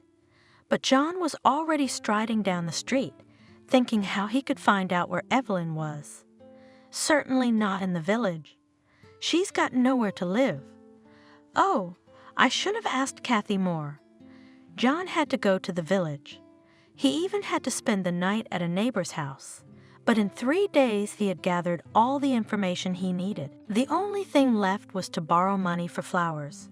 He couldn't go to his wife empty-handed, could he? Evelyn studied the papers. For the past hour, she had been familiarizing herself with the techniques that helped people get back on their feet. It was confusing at first, then interesting, and by the end of the reading she was sure it was a real miracle. She had even read many testimonials when even those who were considered hopeless started walking. I mean, it's so necessary, but I understand it's all just overseas. Yes, there is something like that here, but only in the capital. Evelyn thought for a moment. James, correct me if I'm wrong, if such a hospital is located in nature, but for example, in our village, it would be more useful, wouldn't it? The man smiled faintly. What can I say?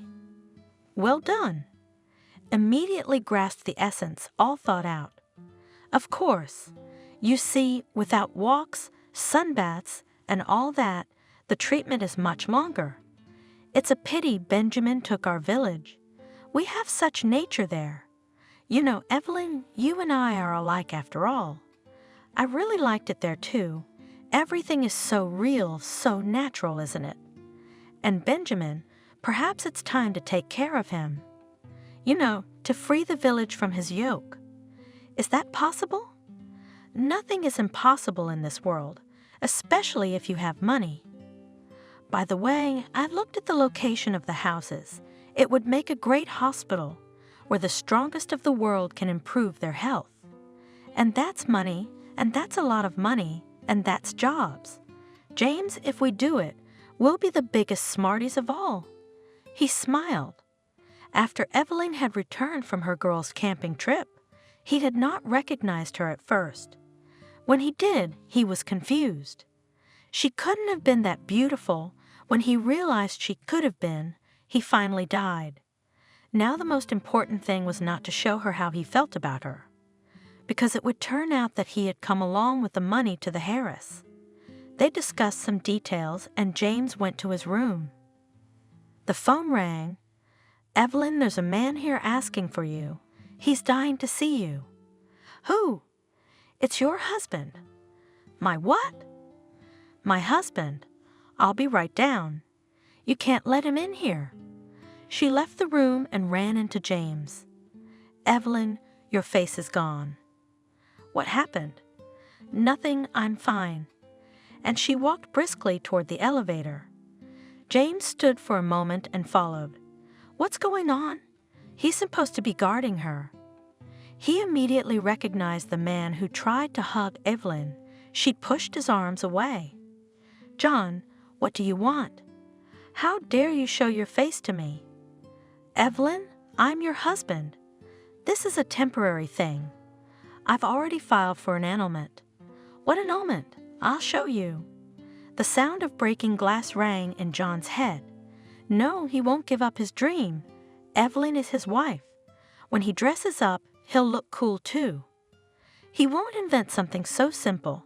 He'll invent something worthwhile because they have money. Evelyn, you just don't realize what the future holds. What future? Do you want me to tell you? I don't. And don't even come near me. You're nothing but trouble, John. Learn to live on your own. I don't get it. Are you serious? Yeah, I'm dead serious. John grinned wickedly. You mean you need John to get you out of the mud, but you don't need John to get you out of the money? I repaid you handsomely. In case you haven't forgotten, I've been working off your debt. You gave me away just like a thing so that I could earn money for your entertainment. John couldn't take it anymore. You shouldn't have done that. I was getting ready. I bought flowers. Who needs you like that? You can't even have children. You're an inferior. Evelyn looked at him. If anyone in this life is incomplete, it's you. John didn't realize how it happened. It was just so painful to realize that nothing would change, that he would not be able to live a beautiful and rich life. And he already had so many images in his head. He hit Evelyn and swung again.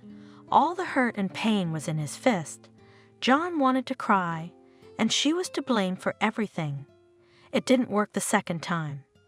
Some man kicked him so hard that John bent down and gulped for a long time. Hotel staff rushed to them, and someone called the police. 2 weeks later, Evelyn and James arrived in the village. Benjamin had been taken into custody by people who were competent in the matter. He was in more trouble than you could count. Nancy had not left the house at all. Benjamin owed wages to the whole village. Evelyn knew perfectly well that she had to talk to the people. Rumors were circulating, but people didn't know what was what, and that was why they were so gloomy. The village people, who had always preferred stability and dimensionality, were very frightened when a large crowd gathered near their car. Evelyn spoke up. The only thing left was to borrow money for flowers. He couldn't go to his wife empty-handed, could he? Evelyn studied the papers. For the past hour, she had been familiarizing herself with the techniques that helped people get back on their feet. It was confusing at first, then interesting, and by the end of the reading, she was sure it was a real miracle. She had even read many testimonials when even those who were considered hopeless started walking. I mean, it's so necessary, but I understand it's all just overseas. Yes, there is something like that here, but only in the capital.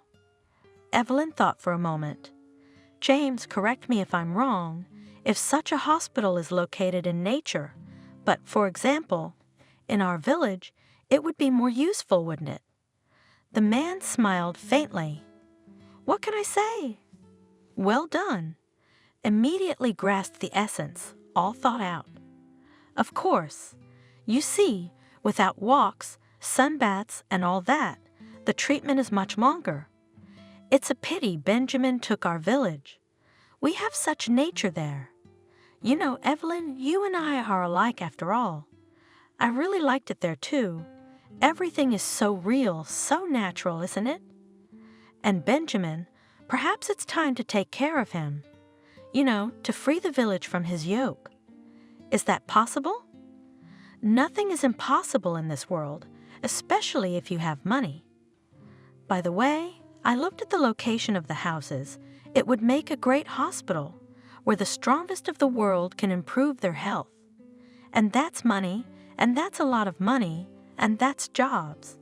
James, if we do it, we'll be the biggest smarties of all. He smiled. After Evelyn had returned from her girls' camping trip, he had not recognized her at first. When he did, he was confused. She couldn't have been that beautiful. When he realized she could have been, he finally died. Now the most important thing was not to show her how he felt about her, because it would turn out that he had come along with the money to the heiress. They discussed some details, and James went to his room. The phone rang.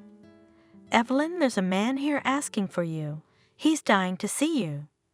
Who? It's your husband. My what? My husband. I'll be right down. You can't let him in here. She left the room and ran into James. Evelyn, your face is gone. What happened? Nothing, I'm fine. And she walked briskly toward the elevator. James stood for a moment and followed. What's going on? He's supposed to be guarding her. He immediately recognized the man who tried to hug Evelyn. She pushed his arms away. John, what do you want? How dare you show your face to me? Evelyn, I'm your husband. This is a temporary thing. I've already filed for an annulment. What annulment? I'll show you. The sound of breaking glass rang in John's head. No, he won't give up his dream. Evelyn is his wife. When he dresses up, he'll look cool too. He won't invent something so simple. He'll invent something worthwhile because they have money. Evelyn, you just don't realize what the future holds. What future? Do you want me to tell you? I don't. And don't even come near me. You're nothing but trouble, John. Learn to live on your own. I don't get it. Are you serious? Yeah, I'm dead serious. John grinned wickedly. You mean you need John to get you out of the mud, but you don't need John to get you out of the money? I repaid you handsomely. In case you haven't forgotten, I've been working off your debt. You gave me away just like a thing so that I could earn money for your entertainment.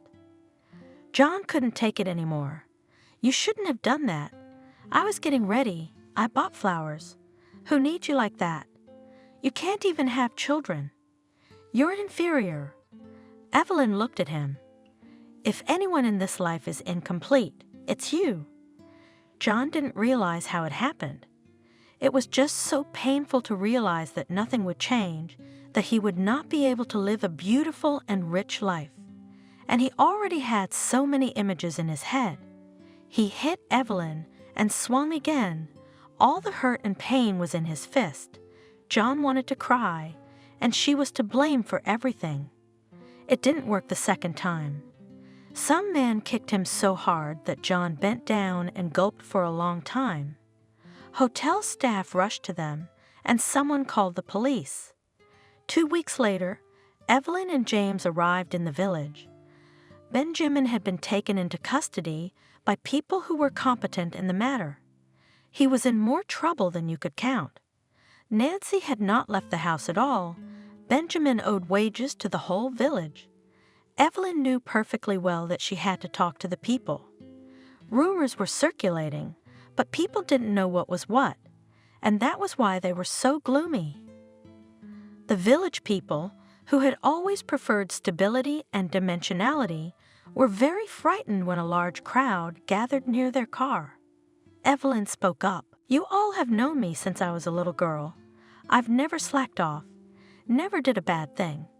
And most importantly, I loved our village. I'll answer the most important questions right away. Yes, I received an inheritance. Yes, I bought back from Benjamin everything he had bought here. The crowd erupted in amazement.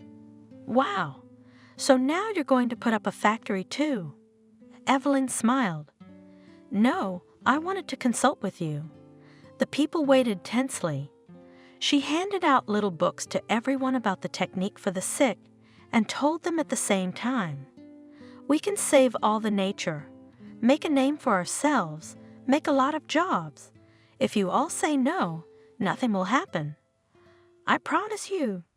There was no arguing. Grandfather Mason, who was the oldest in the village, came out to the people and said, I think we can trust Evelyn. If it's true, our village will be famous all over the world. When we got back to town, we decided that we should celebrate the beginning of a successful business. James was a little too gloomy. What's the matter with you? You don't seem happy about our success. Of course I am. Except I realized one thing today. You don't need me anymore. You can do this on your own. I can leave. When we got back, I booked a ticket, leaving in the morning. Evelyn realized it was bound to happen sooner or later. But why now? Why not later someday? She could see she liked him. She couldn't let him go. James? Yes. James, could you reschedule the flight? Reschedule? Do you still need me here? Yes, I do. He shrugged. Well, he would suffer for her a little longer. It was unbearable to be around the person he was about to lose. All right, what time do you want to reschedule the flight? He picked up the phone. In the next flight. In this one, I'm not letting you go. James slowly raised his eyes to her, looked at her for a long time, then said, And I don't want you to think I stayed for the money. I don't, but everyone will think so. Do you care what everyone else thinks? James smiled. Evelyn, you're just scared. You don't love me, do you? Do you? And then he blushed. And I do, but... Then I'll drop everything and come with you. In a second, Evelyn was in James's arms. He kissed her and repeated, I've had one desire lately, to kiss you. Now for the rest of your life you'll have to put up with me around you. And I agree. Evelyn laughed happily.